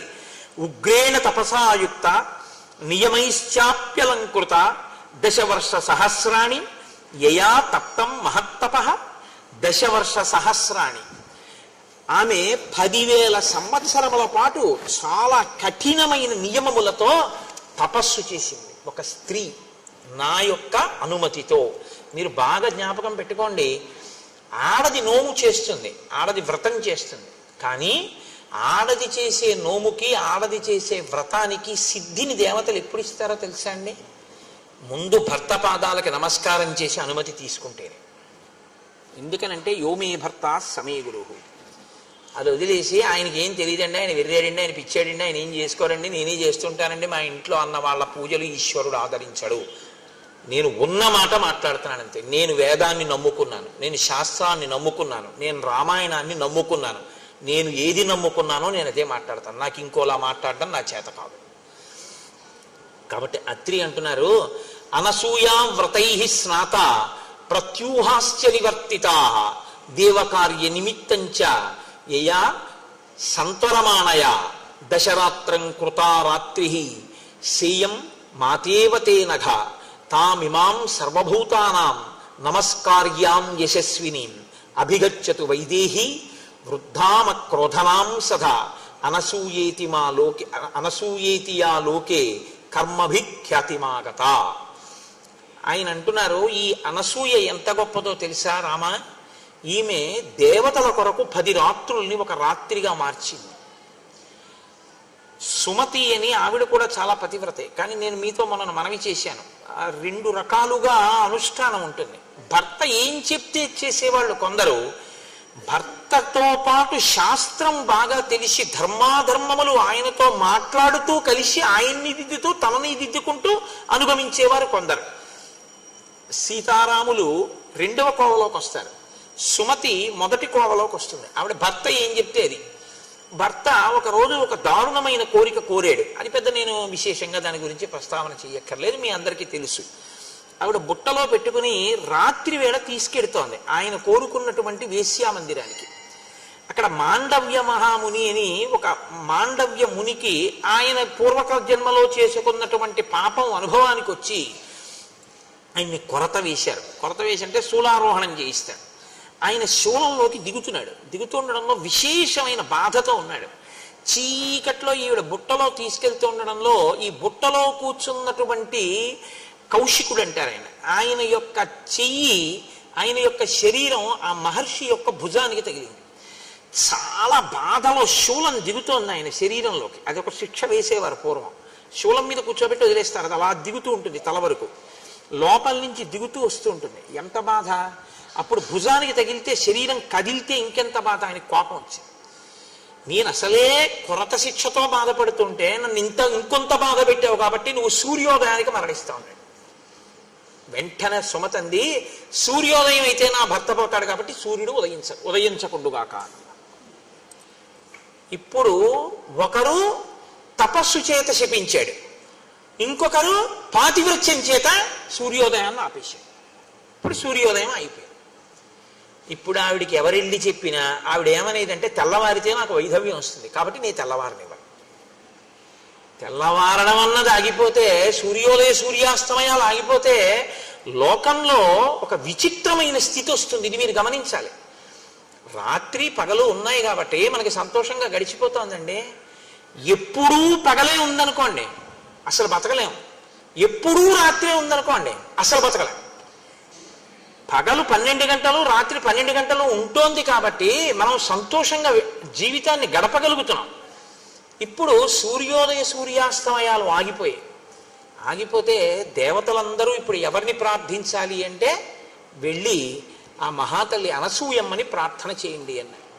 ఆ తల్లి అనసూయ, నీకేం పర్వాలేదు, సూర్యోదయం అవని నీ భర్త మరణిస్తాడు, నా తపశ్శక్తి చేత నేను మళ్ళీ బ్రతికిస్తానని సూర్యోదయం అయ్యేటట్టు చేసి ఆవిడ మళ్ళీ ఆమె భర్తని బ్రతికించి ఆవిడ 5వ తనాన్ని నిలబెట్టింది. అంత గొప్పది అటువంటి తల్లి ఈమె. తామిమాం సర్వభూతానాం నమస్కార్యాం యశస్వినీం. ఈమె సర్వభూతముల చేత కూడా నమస్కరింపబడడానికి యోగ్యురాలు. అందుకే ఎక్కడెక్కడ అనసూయాస్వరూపంగా సువాసిని పూజ చేస్తారో అక్కడక్కడ అది చూసిన వాళ్ళకి 5వ తనం నిలబడుతుంది. అది చూసిన వాళ్ళకి దేవతల యొక్క అనుగ్రహం కలుగుతుంది. మీకు సృష్టిలో అనసూయలా ప్రవర్తించినటువంటి వాళ్ళు, ఆ పాతివ్రత్యం అంత గొప్పది. ఎప్పుడూ మీరు గుర్తుపెట్టుకోండి, శాస్త్రం ఎలా మాట్లాడుతుందంటే పురుషుడిది తపస్సు గొప్ప, ఆడదానిది పాతివ్రత్యం గొప్ప. ఆడది పురుషుణ్ణి అనుగమించగలిగితే చాలు. అలా అనుగమించగలిగితే ఆమెకు అంత తపశ్శక్తి వస్తుందంతే. ఆవిడ అటువంటి స్థితిని చేరుకుంటుంది. ఆర్షధర్మం అంతే మాట్లాడుతుంది. కాబట్టి ఇప్పుడు అనుగమించింది నన్ను, అలా అంత స్థితిని పొందింది. ఇటువంటి తల్లి సర్వభూతముల చేత నమస్కరింపబడడానికి యోగ్యురాలైంది. మనుష్యులు కాదు, సమస్త భూతములు అనసూయకి నమస్కారం చేస్తాయి ఈ ఆశ్రమంలో. అటువంటి తల్లి వృద్ధాం అక్రోధనాం సదా, చాలా వృద్ధురాలైపోయింది. అక్రోధనాం, ఆమెకి క్రోధం ఉండదు, ఆమెకి కోపం ఉండదు. కోపం ఎందుకు ఉండదండి? కోపం ఉండకపోవడం ఏంటి? కోపం ఉండకపోవడం అంటే కోపం ఎక్కడి నుంచో రాదు కదండి. కాకినాడ నుంచి నేను వచ్చినట్టు కోపం ఎక్కడి నుంచి అన్నా వస్తుందేంటి? కోపం ఎక్కడి నుంచి రాదు. కామక్రోధశ్చ లోభశ్చ దేహే తిష్టంతి తస్కరాహ. జ్ఞానరత్నాపహారాయ తస్మాత్ జాగ్రత్త జాగ్రత్త అంటారు శంకరాచార్యుల వారు. కోపం అన్నది ఇక్కడి నుంచే వస్తుంది. ఇక్కడి నుంచి పైకి లేవడానికి అవకాశం కోసం ఎదురు చూస్తుంటారు.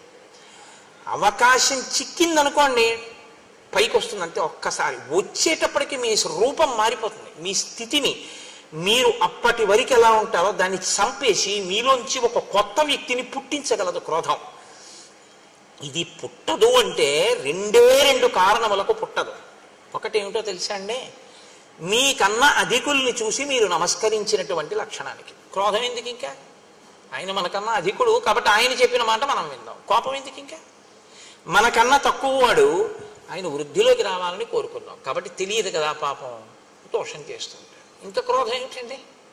ఇది ఆవిడ మాతృహృదయం కాబట్టి ఆవిడికి అసలు క్రోధం అన్నది రాదయ్యా. ఎప్పుడు ఆవిడ వృద్ధురాలైపోయింది. ఎంత తపస్సు చేసిన పండు ఆవిడ, అంతటి గొప్ప తల్లి. అనసూయాతియాలోకే కర్మభిఖ్యాతిమాగత. ఆమెకి ఎన్నడూ కోపము ఎరుగని తల్లి కాబట్టి, ఎప్పుడూ శాంతమూర్తి కాబట్టి, పెద్ద ముత్తైదువ కాబట్టి ఆమెకి అనసూయ అని పేరు వచ్చింది. ఆమె కర్దమ ప్రజాపతి దేవహూతిల యొక్క కుమార్తె.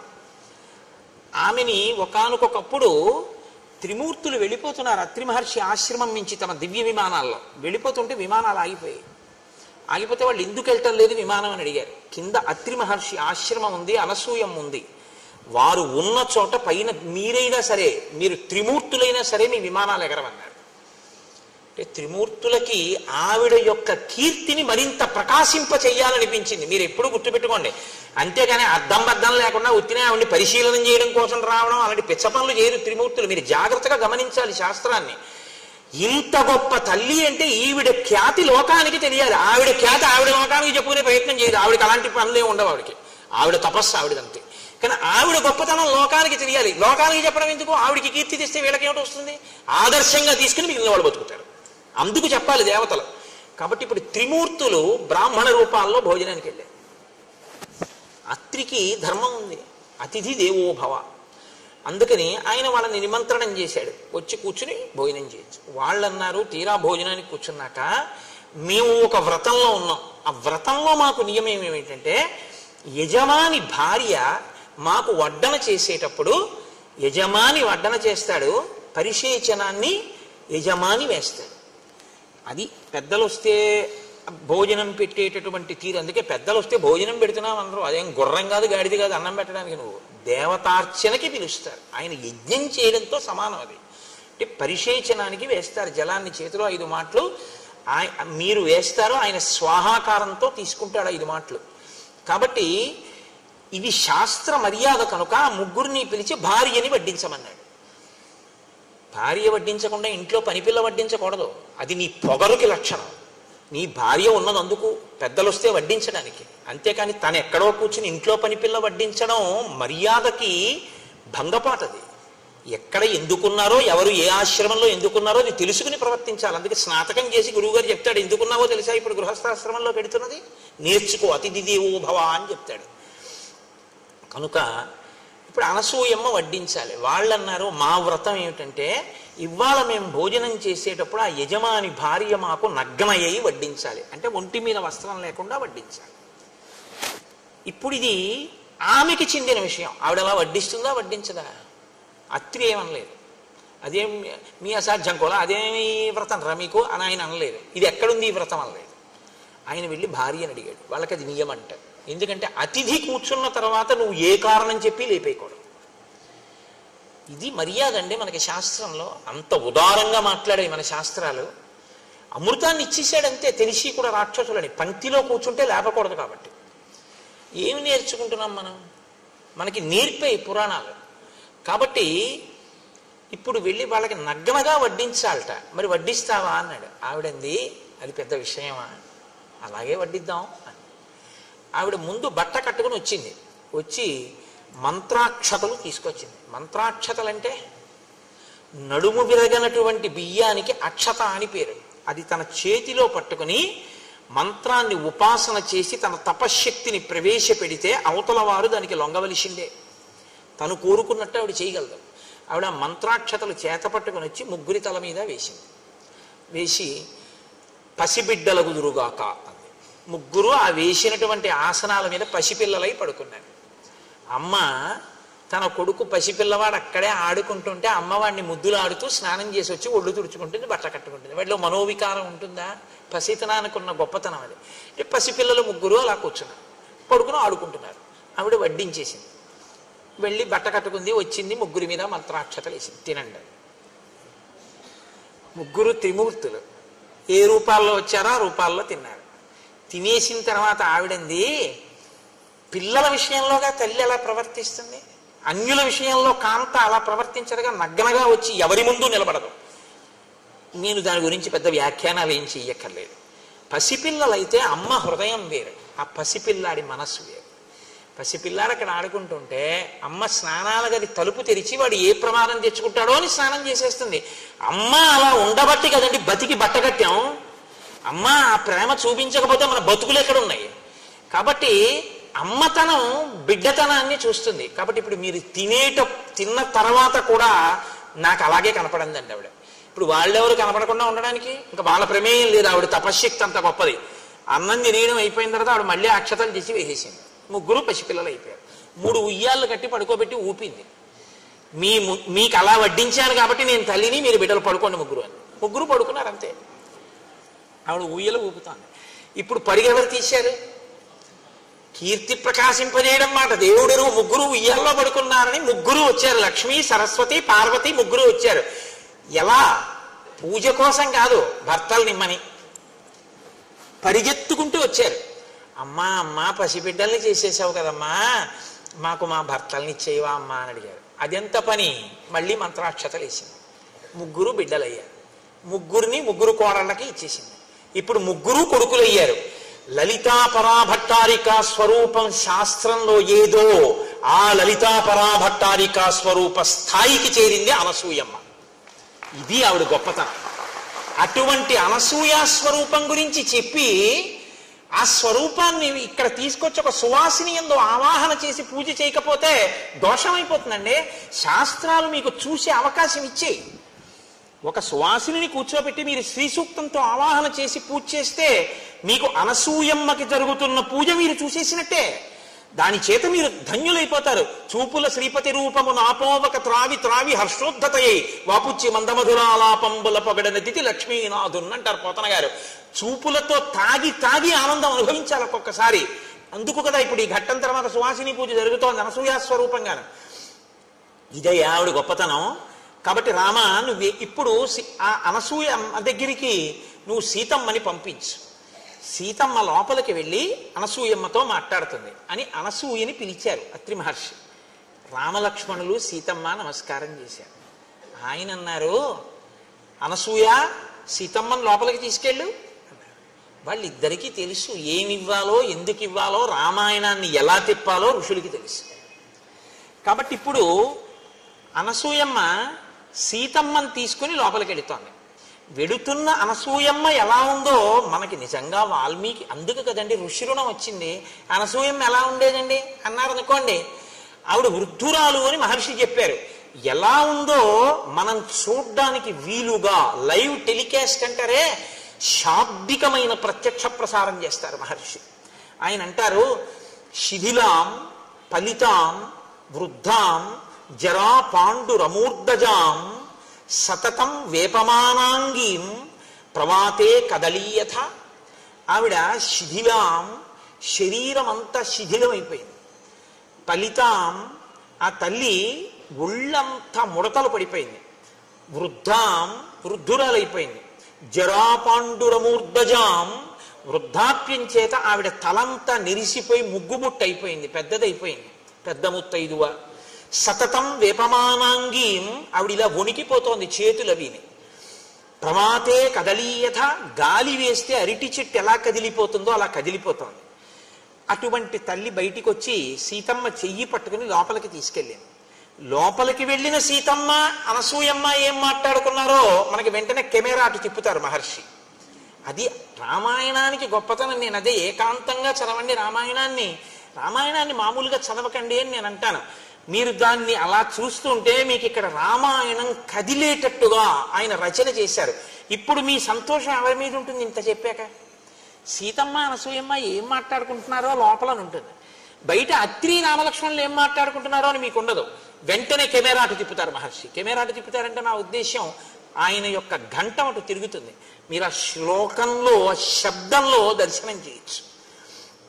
అభివాద్యత వైదేహి తాపసీం తామనందితాం బద్ధాంజలి పుటా హృష్ట పర్యపృచ్ఛదనామయం.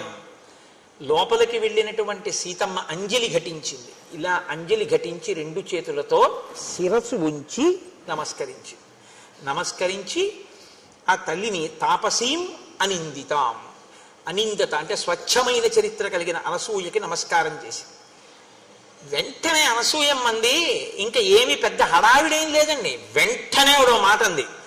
తత సీతాం మహాభాగాం దృష్ట్వా తాం ధర్మచారిణీం స్వాంత్యంత్య బ్రవీత్ హృష్ట దిష్ట్యా ధర్మం అవేక్షసే. చాలా సంతోషించినటువంటి మనస్సుతో అనసూయమ్మ ఇలా చూసిందట సీతమ్మ వంక. దేనికి సంతోషం? నమస్కారం చేసిందనే కాదుట. మహర్షి ఎందుకు అనసూయమ్మ సంతోషించిందో చెప్తున్నారు. దిష్ట్యా ధర్మం అవేక్షసే, ధర్మాన్ని పట్టుకున్నావు కనుక. అమ్మా నువ్వు ధర్మాన్ని పట్టుకున్నావమ్మా సీతమ్మ, నాకు ఇది సంతోషం వేస్తోందమ్మా. అంటే ఏమిటి సీతమ్మ పట్టుకున్న ధర్మం? వెంటనే చెప్తోంది ఆవిడ. త్యక్త్వా జ్ఞాతి జనం సీతే మానమృద్ధించ భామిని అవరుద్ధం వనే రామం దిష్ట్యాత్వం అనుగచ్చసి. నువ్వు జ్ఞాతి జనాన్ని విడిచిపెట్టావు. మీ మామగారు 2 వరాలిచ్చి కైకమ్మకి రాముణ్ణి అరణ్యవాసానికి వెళ్ళమని చెప్పగానే నా భర్తకి ఇంత కష్టపెట్టినటువంటి ఈ మామగారింట్లో నేనుండి ఈయనకి సేవలు ఎందుకు చెయ్యాలి? మీరు 14 ఏళ్ళు అరణ్యవాసానికి వెళ్ళి వచ్చి మీరు పట్టం కట్టుకున్న తర్వాత నేను వస్తాను, అప్పటి వరకు నేను పుట్టింట్లో ఉంటానని జనక మహారాజు గారి యొక్క కూతురు అయోనిజ అయినటువంటి సీతమ్మ అనుకుంటే అలా పుట్టింటికి వెళ్ళొచ్చు. లేదా నేను అరణ్యవాసానికి ఎక్కడ వస్తానండి, ఇక్కడ ఉంటాను లేండి అని రాముడే అన్నాడు కనుక ఉన్నవని అక్కడ ఉండొచ్చు. జ్ఞాతి జనాన్ని విడిచిపెట్టి అక్కడ ఉండక ఇక్కడ ఉండక మానవృద్ధించ భామిని ఐశ్వర్యాన్నంతటినీ కూడా విడిచిపెట్టేసి అహంకారాన్ని విడిచిపెట్టేసి రాముడి కన్నా ఒక విషయంలో సీతమ్మది ఒక మార్క్ ఎక్కువ, ఆవిడ అయోనిజ అయినా కూడా అవరుద్ధం వనే రామం, రాముడి వెనకాతల అడవికి వచ్చేసావు. దిష్ట్యాత్వం అనుగచ్చసి, రాముణ్ణి పట్టుకున్నావు, ధర్మాన్ని పట్టుకున్నావు, భర్తని అనుగమించావు. భర్త వెంట ఉండాలి ఆడది, భర్త వెనక ఉండడం, భర్తని అనుగమించడం కన్నా పూజ ఇంకొకటి లేదు. ఎన్ని పూజలు చేసి ఇది వదిలినా అది 0, అన్నీ వదిలి ఇది ఉంటే పూర్ణం అన్న ధర్మాన్ని పట్టుకున్నావు సీత. అందుకు నేను సంతోషిస్తున్నాను. సీతమ్మ నేను నీతో ఒక మాట చెప్పనా? నగరస్థో వనస్థో వా పాపో వా యదివా శుభ యాసాం స్త్రీణాం ప్రియో భర్త తాసాం లోకా మహోదయా. భర్త నగరంలో ఉండని అరణ్యంలో ఉండని, పాపిష్టివాడు కానీ పుణ్యాత్ముడు కానీ, ఆడది భర్తని ఉపాసన చేస్తే చాలు, భర్తని అనుగమిస్తే చాలు, ఆమె సమస్తమైనటువంటి శ్రేయస్సుని పొందుతుంది. భర్త ఎటువంటి వాడన్న దాన్ని బట్టి అనుగమించడం గొప్పతనం కాదు, భర్తని అనుగమించడం గొప్పతనం. కాబట్టి నువ్వు అలా అనుగమించావు, ఆయన అరణ్యానికి వచ్చి అనుగమించావు. దీనికి నేను చాలా సంతోషిస్తున్నాను. సీత నీతో నేను ఒక మాట చెప్తాను, బాగా విను. భర్త అన్న మాటకి ఒక గొప్ప నిర్వచనం చెప్పింది అనసూయమ్మ రామాయణంలో. నాతో విశిష్టం పశ్యామి బాంధవం విమృశంత్యహం సర్వత్ర యోగ్యం వైదేహి తపః కృతమివావ్యయం. ఒక వ్యక్తి గొప్ప తపస్సు చేశాడు. ఇప్పుడు ఆయన గొప్ప తపోనిష్టాగరిష్ఠుడైనటువంటి వాడు అలా వెళ్ళిపోతున్నాడు. ఆయనకి ఆకలేసింది, అది ఎడారి, ఏమీ దొరకలేదు. ఇప్పుడు ఆయనకి ఏమీ దొరకలేదు కాబట్టి ఆయనకి ఏమైనా బాధ ఉంటుందా? ఆయన తన తపశ్శక్తి చేత ఆయన తలుచుకుంటే అక్కడికి నదిని తీసుకురాగలడు. ఆయన సాక్షాత్ అన్నపూర్ణమ్మని పిలిచి అన్నం వడ్డించుకుని తినగలడు. నిన్నను చూడలా భరద్వాజ మహర్షి తపశ్శక్తి ఏమిటో మీరు? తపశ్శక్తి తన నుంచి వేరుపడకుండా తనలోనే ఉండి తనని రక్షిస్తున్నట్టు భర్త అనేటటువంటి వాడు భార్యకి సిద్ధమైన తపస్సు లాంటి వాడు, అలా రక్షిస్తూ ఉంటాడు. ఎక్కడికి వెళ్ళు ఆయన యొక్క అని కీర్తి పొందుతుంటాం. కాబట్టి అమ్మా, భర్త అంటే అంత గొప్పవాడమ్మా. నత్వేమవగచ్చంతి గుణదోషమసస్య కామ వ్యక్తవ్య హృదయ భర్తృనాథాశ్చరంత్యాహ.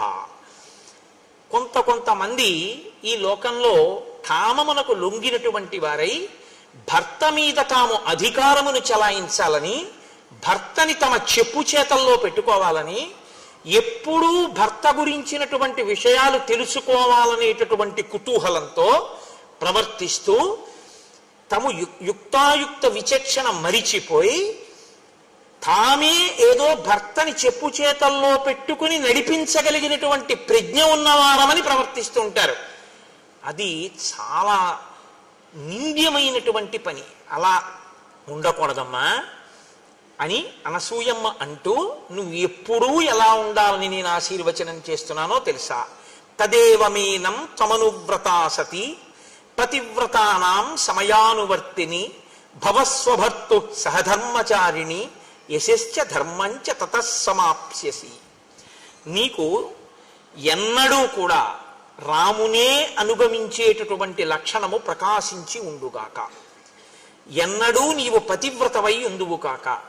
నీవు ఎప్పుడూ సహధర్మచారిణివై ఉందువు కాక.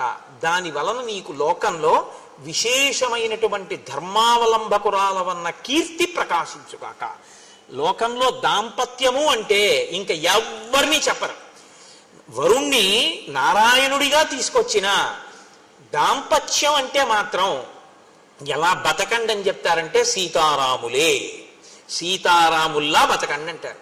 అంటే అంతగా ఒకరినొకరు అనుగమించిన వారై, ఒకరి మనసులో ఒకరుండి, ఆమెకు ఆయనకు అభేదమై ఇద్దరుగా తిరుగుతున్న ఒక్కరై బతకినటువంటి స్థితికి సీతారాముల దాంపత్యం పరాకాష్ఠగా ప్రతీకగా నిలబడుతుంది.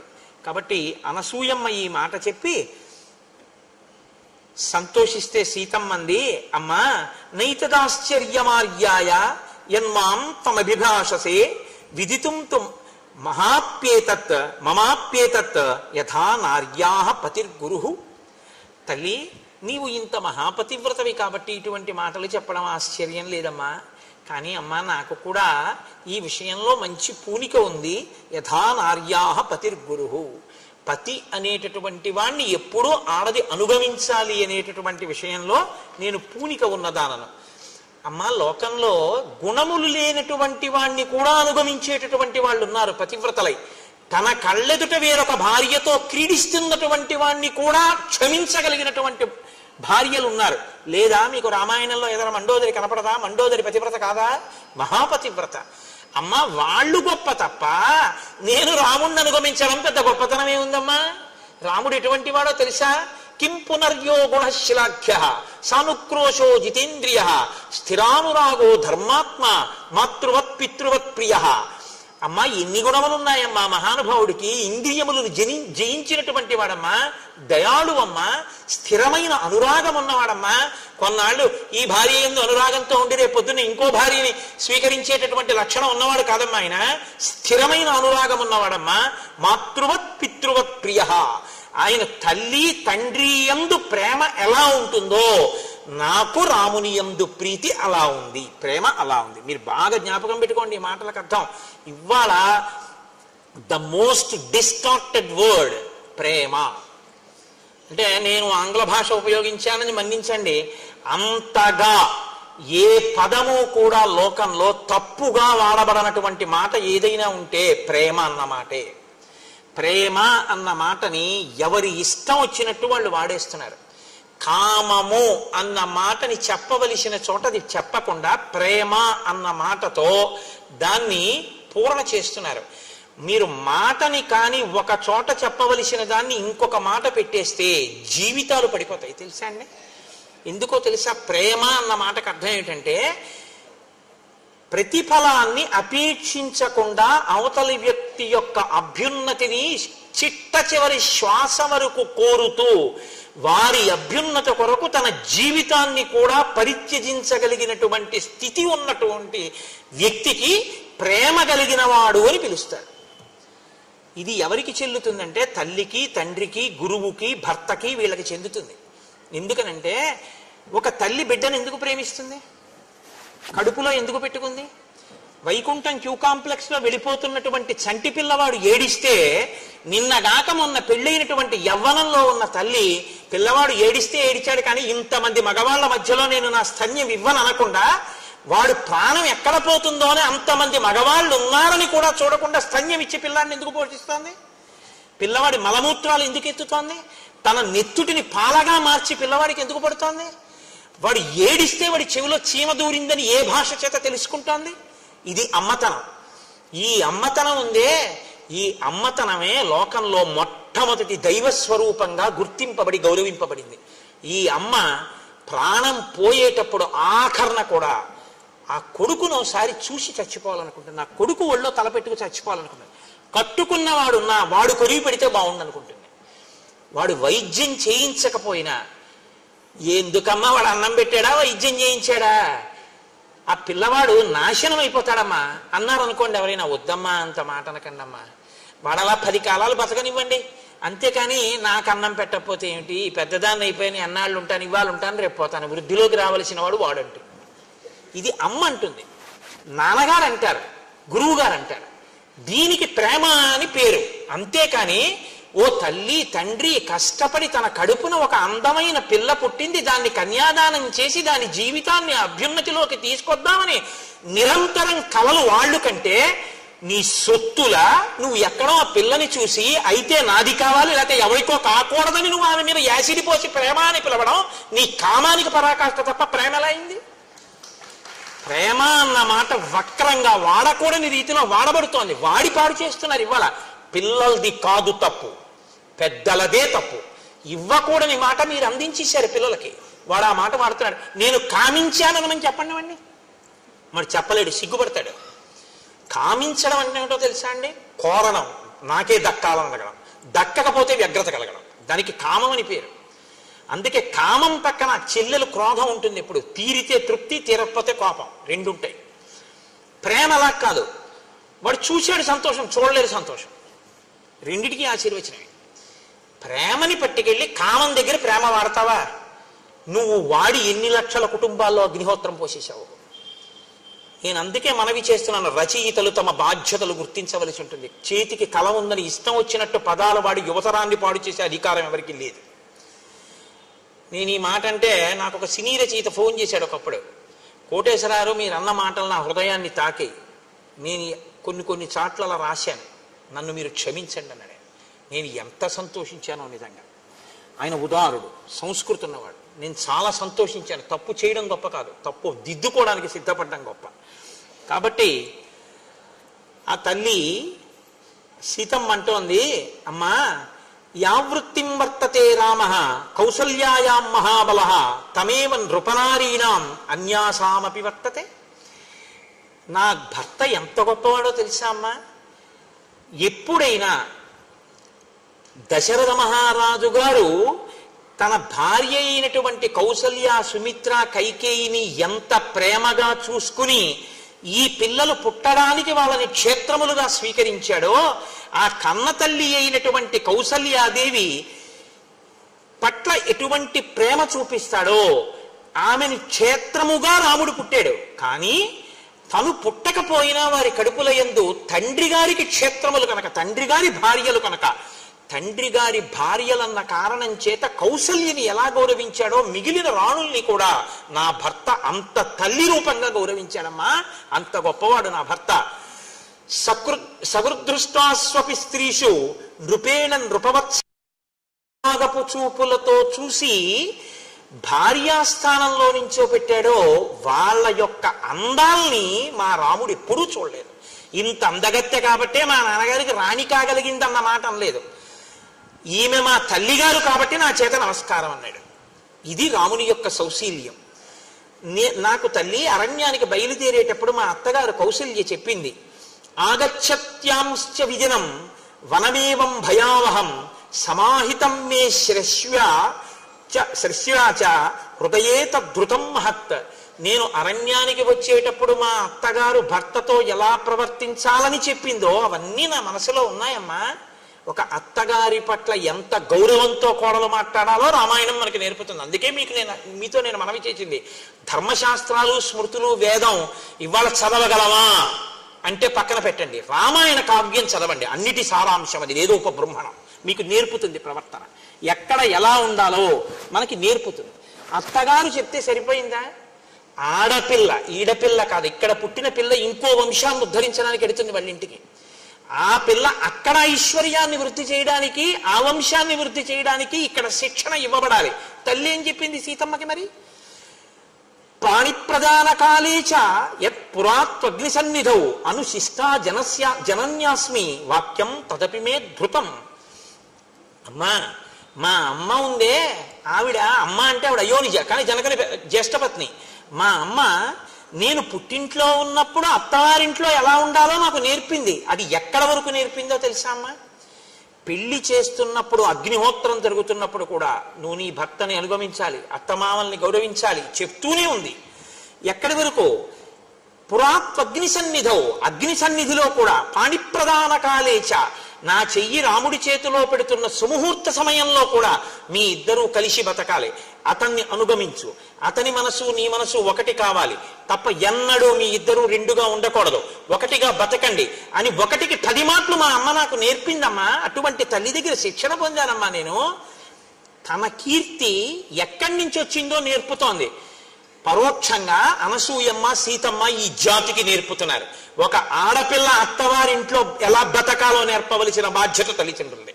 అయిందానికి కాందానికి జోక్యం చేసుకుని ప్రతిదానికి అత్తవారింటి విషయాలు కనుక్కుని వాళ్ళ నుంచి ఆడపిల్లని వేరు చేసే ప్రయత్నం పుట్టింటి వారు చెయ్యకూడదు. అక్కడ అత్తిపోయేటట్టుగా తల్లిదండ్రులు నేర్పాలి. ఇది నాకు నా తల్లి నేర్పింది.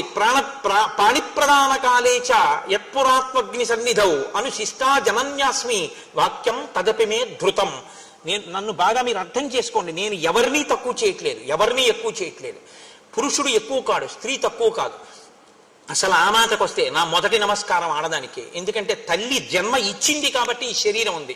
నేను చెప్పడం ఏంటంటే శాస్త్రాలు చెప్పాయి, పురుషుడు నేల మీద పడి నమస్కారం చేయాలి, ఆడదల పడక్కర్లేదని చెప్పారు. ఎందుకు పడక్కర్లేదని అడిగారు. ఏ స్థానంలోంచి నువ్వు జన్మ పొందావో, ఏ 2 స్థానముల దగ్గర బతికుండడానికి పాలు తాగావో ఆ 2 గౌరవింపబడాలి, అవి నేలని తగలక్కర్లేదన్నారు. అందుకే ఆడది నేల మీద పడి నమస్కారం చేయదు. ఆడదానికి శాస్త్రాలు అంత పెద్దపీట వేసి గౌరవించేయి. నేను గౌరవించడం ఏంటి? శాస్త్రం నమ్మాను కాబట్టి నేను గౌరవిస్తున్నాను.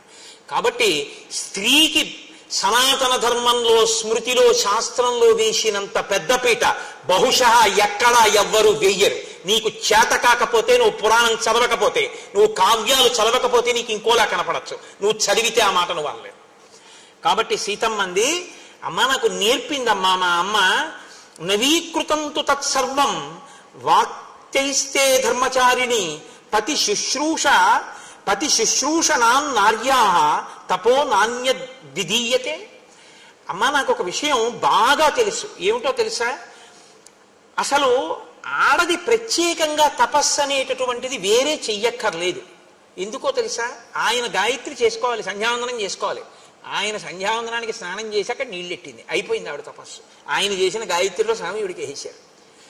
ఆయన జపం చేసుకుని వచ్చి భోజనానికి కూర్చున్నాడు, ఆయనకి అన్నం వండి పెట్టింది, ఆయన చేసిన పూజలో సగం ఈవిడికి వేసేశారు. ఆయన ఓ దేవాలయం కట్టడానికి విరాళం ఇచ్చాడు, అందులో సగం ఆవిడికి వేసేశారు. అందుకే ధర్మపత్ని సమేతస్య అంటే చాలు పడిపోయింది, అనకపోయినా పడిపోతుంది. ఎందుకో తెలుసా అండి?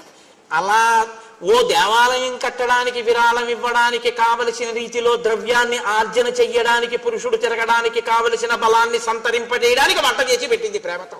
కాబట్టి సగం ఫలితం ఆవిడికి వేశారు. కాబట్టి అమ్మా, ఆడదానికి తపస్సు అంటే భర్తని సంతోషంగా ఉంచడమే. ఇది లోకంలో ఎందుకు చెప్పారో తెలుసా అండి? ఇంత గొప్ప మాట.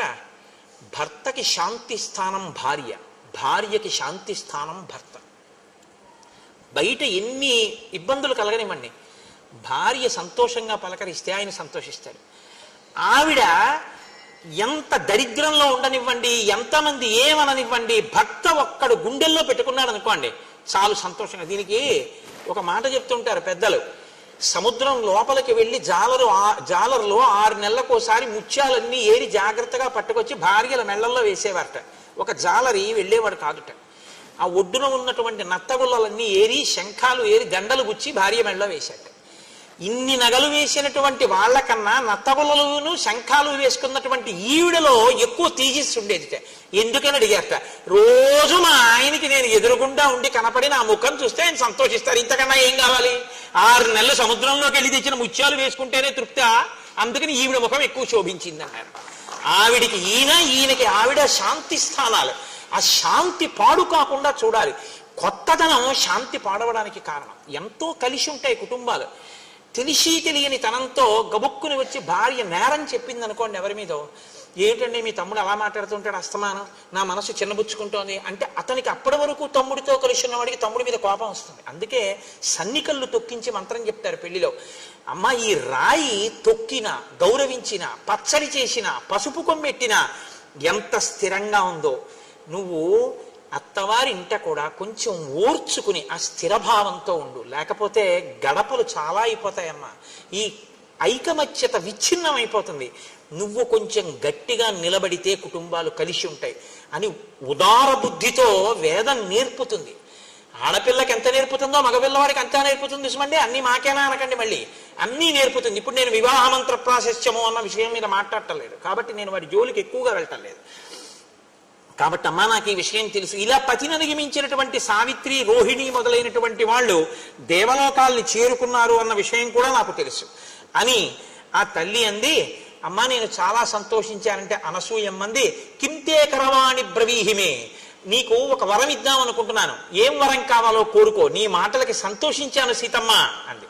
అంటే ఆవిడంది, కృతమిత్యబ్రవీత్ సీత తపోబల సమన్వితాం. అమ్మా నాకు ఇంకా వేరే కోరికలు ఏంటమ్మా, నాకు ఇంకా వేరే కోరికలు ఏమక్కర్లేదు, నువ్వు ఇంత మంచి మాటలు చెప్పావే అవే నాకు కోరికలు. ఇది ఈ మంచి మాటలు వినాలని కోరుకోవాలి. కాబట్టి అమ్మా ఇంత మంచి మాటలు చెప్పావు, ఇంకింతకన్నా వరం ఏమిటమ్మా, నాకేం అక్కర్లేదు అంటే ఆవిడంది, కాదు కాదు నేను ఏదో ఒకటి చేస్తే తప్ప నాకు తృప్తి లేదు.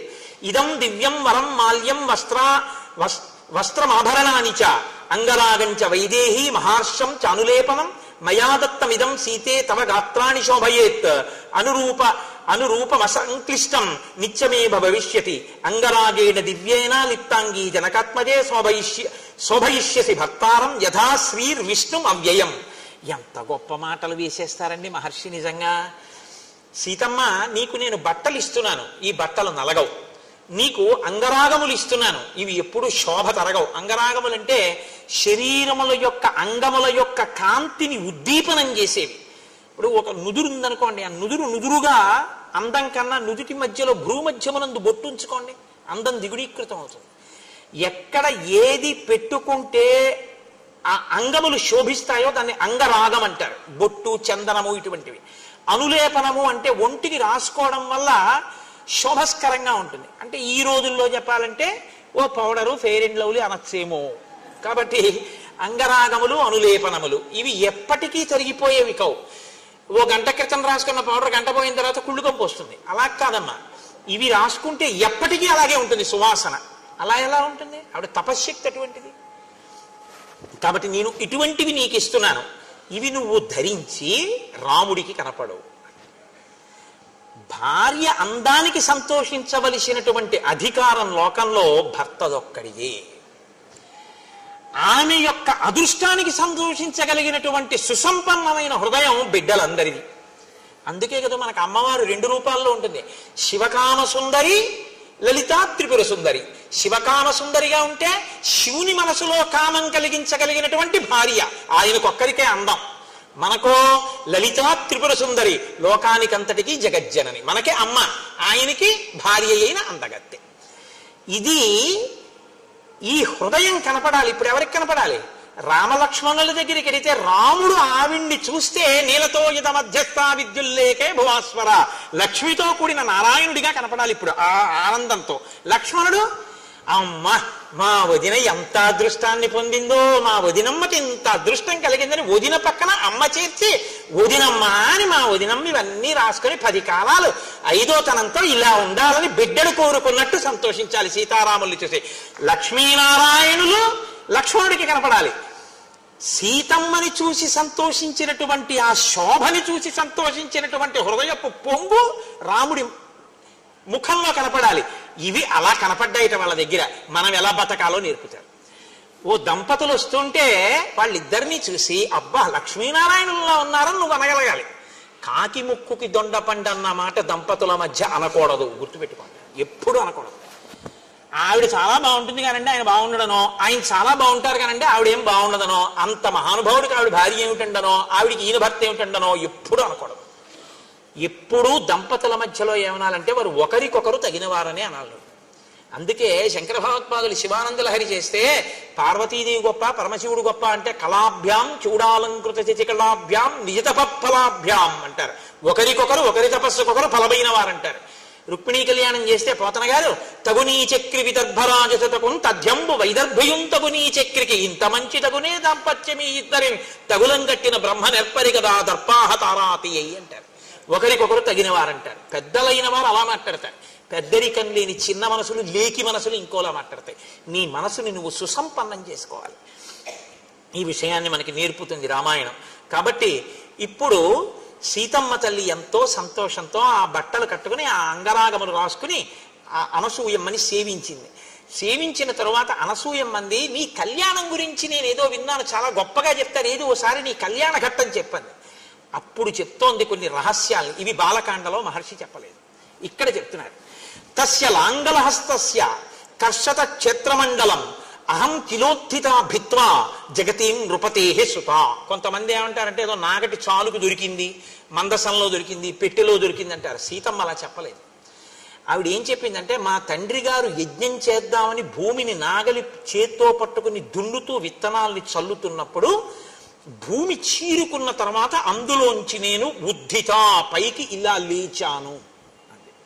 ఆవిడ భూమిలోంచి పైకి లేచింది. సమాం దృష్ట్వా నరపతి ముష్టి విక్షేప తత్పర పాంసు కుంఠిత సర్వాంగీం జనకో విస్మితో భవత్. చేతిలో విత్తనాలు పట్టుకు తల్లుతున్న మా తండ్రి నాగటి చాలు ఆ గాడిలోంచి ఇలా పైకి లేచినటువంటి నా ఒళ్ళంతా మట్టితో ఉంటే గబగబా వచ్చి బిడ్డలు లేని జనకుడు నన్ను తీసుకుని ఒళ్ళో కూర్చోపెట్టుకున్నాడు. కూర్చోపెట్టుకుని మనసులో నన్ను కుమార్తెగా భావన చేశాడు. అనపత్యేన చ స్నేహాత్ అంకమారోప్య చ స్వయం మమేయం తనేయత్యుక్త్వా స్నేహోమగి నిపాతిత. నన్ను స్నేహంతో సంతోషంగా నన్ను కుమార్తెగా చూసి ఒళ్ళో కూర్చోపెట్టుకున్నాడు. కూర్చోపెట్టుకోగానే ఈమె ఆయన కుమార్తె ఏనా దొరికింది తప్ప అయోనిజ. అయోనిజ నరకాంత కాదు కదండి. సీతమ్మ నరకాంత కాదు, స్పష్టం. నరకాంత అయితే నరుడికి జన్మించాలి, నరుడికి జన్మించలేదుగా. అయోనిజ కాబట్టి నరకాంత మాత్రం కాదు. నరకాంత మాత్రం కాదు కాబట్టి యోని సంభవ కాదు కాబట్టి దేవతాకాంత. ఇప్పుడు ఈమె నాకు కూతురు అని నేను ఎలా చెప్పాలి సమాజంలో అంటే అశరీరవాణి పలికిందిట పైనుంచి. అంతరిక్షేచవాగుప్త అప్రతిమా మనుషీకిల ఏవమే తన్నరపతే ధర్మేణ తనయాతవా. ఈమె నరకాంత కాదు, ఈమె అయోనిజ. అయినా నీకే దొరకాలని నాగటి చాలు పెట్టి దున్నుతున్నప్పుడు భూమిని చీల్చుకుని భిత్వా అన్నారు. భూమిని చీల్చుకుని ఉద్ధిత పైకి లేచి నీకు కనపడి నీ ఒడి చేరింది కాబట్టి ఆమె నీకే దొరకాలని దొరికింది కాబట్టి ధర్మము వలన నీకే కుమార్తె. జనకునికి దొరికింది కాబట్టి జానకి అని నువ్వు పిలవచ్చు అన్నారు. అందుకునమ్మా నేను జనకుడికి కూతురుని అయ్యాను తప్ప ధర్మంలో నేను వీరికి కూతురునని చెప్పడం కుదరదు అంటే అన్యాపదేశంగా చెప్పేసింది. అసలు నేను నరకాంతన కాను, నేనే శ్రీ మహాలక్ష్మిని. తత ప్రహృష్టో ధర్మాత్మా పితామే మిథిలాధిప అవాప్తో విపులాం బుద్ధిం మామవాప్య నరాధిప. మా నాన్నగారు చాలా సంతోషంగా నన్ను తీసుకెళ్లి పెంచి పెద్ద చేశారు. మా అమ్మగారు కూడా సంతోషించారు. కానీ మా నాన్నగారు ఎక్కడ బెంగ పెట్టుకున్నారో తెలుసా అమ్మ? అయోనిజాం హిమాం జ్ఞాత్వా నాధ్యగచ్చద్విచింతయన్ సదృశం చానురూపంచ మహీపాలపతిం మమ.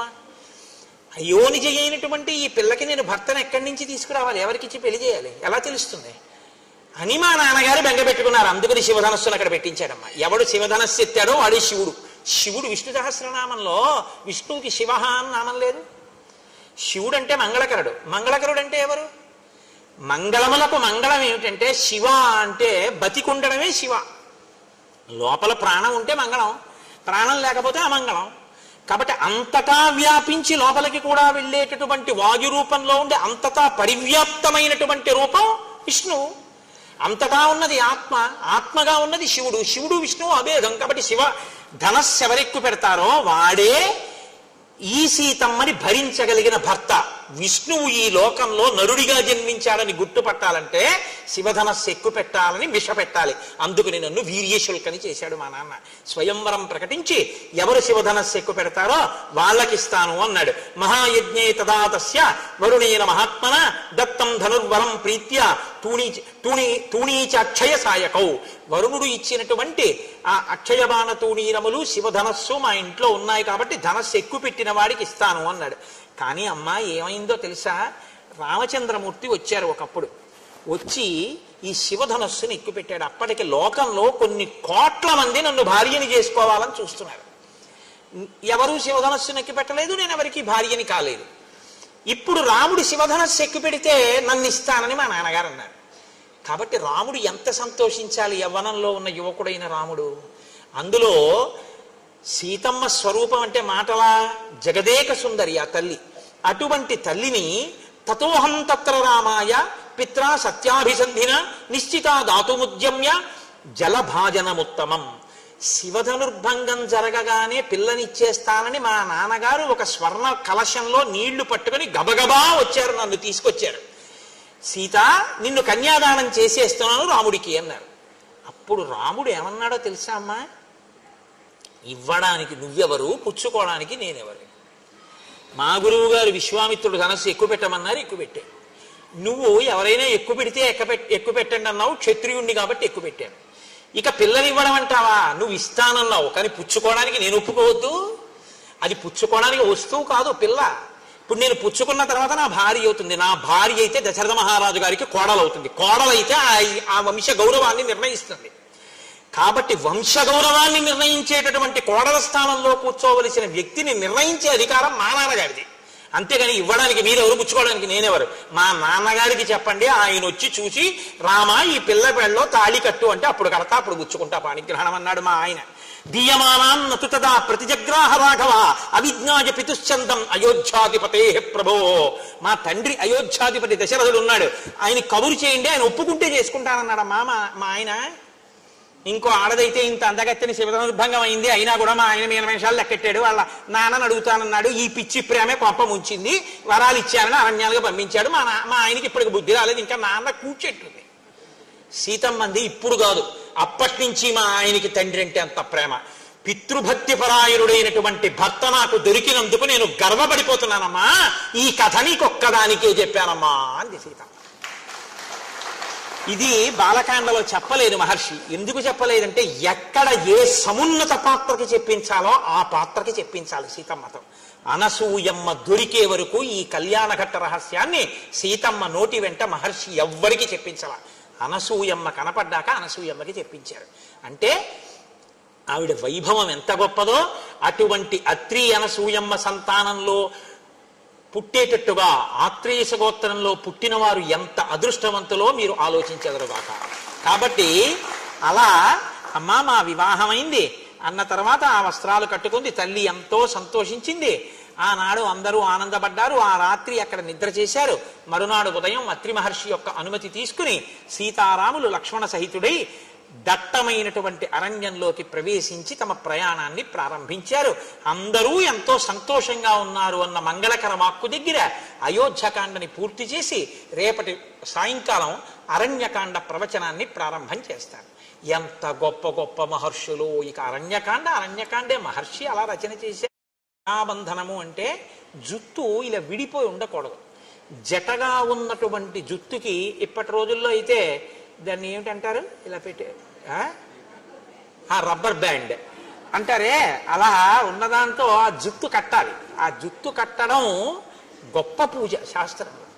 కాబట్టి ఇప్పుడు ఆ తల్లి అనసూయమ్మగా కూర్చోవడానికి యోగ్యురాలైన తల్లి, లేదా ఆమె అనసూయమ్మ ఒక ఘనాపాఠి గారి యొక్క ధర్మపత్ని, ఆ తల్లి ఇచ్చేశారు. ఆవిడ్ని తీసుకొచ్చి చక్కగా ఆ పూజ చేయిస్తారు. ఆవిడికి అంగరాగములు రాస్తారు, అంటే ఆవిడికి కూడా పౌడరు మొదలైనవి రాస్తారు. చక్కగా బొట్టు ఉంచుతారు, కాటుకు ఉంచుతారు. ప్రత్యక్ష నివేదన మంత్రంతో ఆవిడ చేతిలో పళ్ళు పెడతారు. ఆవిడ తింటారు.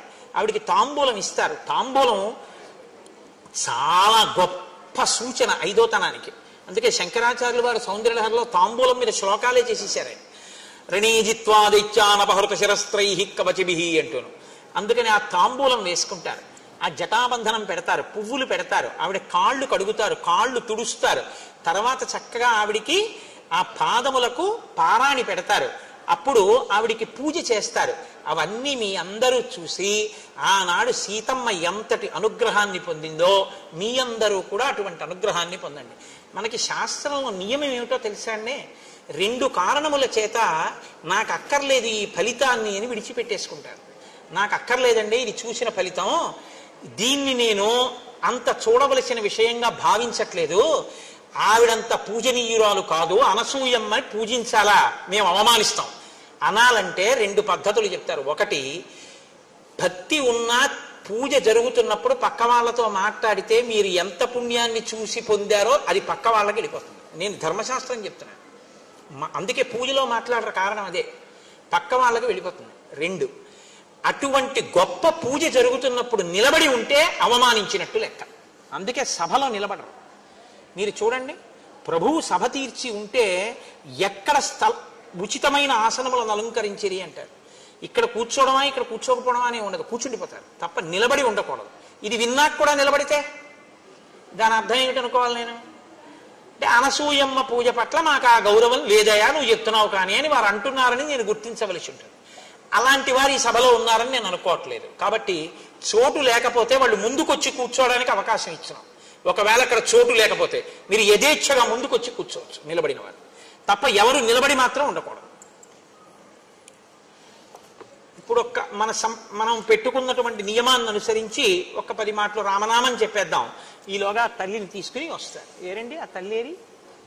ఆవిడ్ని తీసుకొచ్చి కూర్చోబెట్టండి, మేము 11 మాటలు రామనామం చెప్పేస్తాం. ఈలోగా మంగళ వాయిద్యమా? అయితే 1 నిమిషం ఆగండి, నేను రామనామం చెప్పాక చెప్తా. కోరి కొలిచిన వారికెల్లను కొంగు బంగారు రామనామము, రామనామము రామనామము రమ్యమైనది రామనామము, వాద భేదాతీతమగు వైరాగ్యమే శ్రీరామనామము, రామనామము రామనామము రమ్యమైనది రామనామము, ఆంజనేయుని వంటి భక్తులకాశ్రయము శ్రీరామనామము, రామనామము రామనామము రమ్యమైనది రామనామము, నీలమేఘ శ్యామలము నిర్మలము శ్రీరామనామము, రామనామము రామనామము రమ్యమైనది రామనామము, జానకీ హృత్కమలమందున అలరుచున్నది రామనామము, రామనామము రామనామము రమ్యమైనది రామనామము,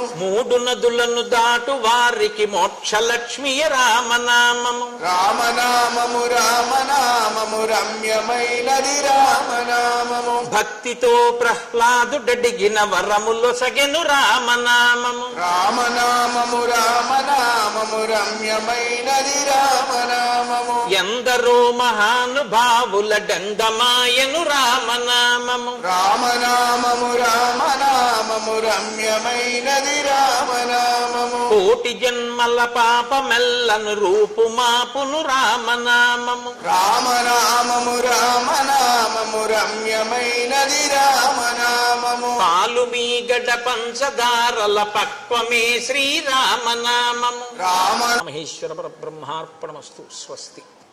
అయ్యా తీసుకురండి.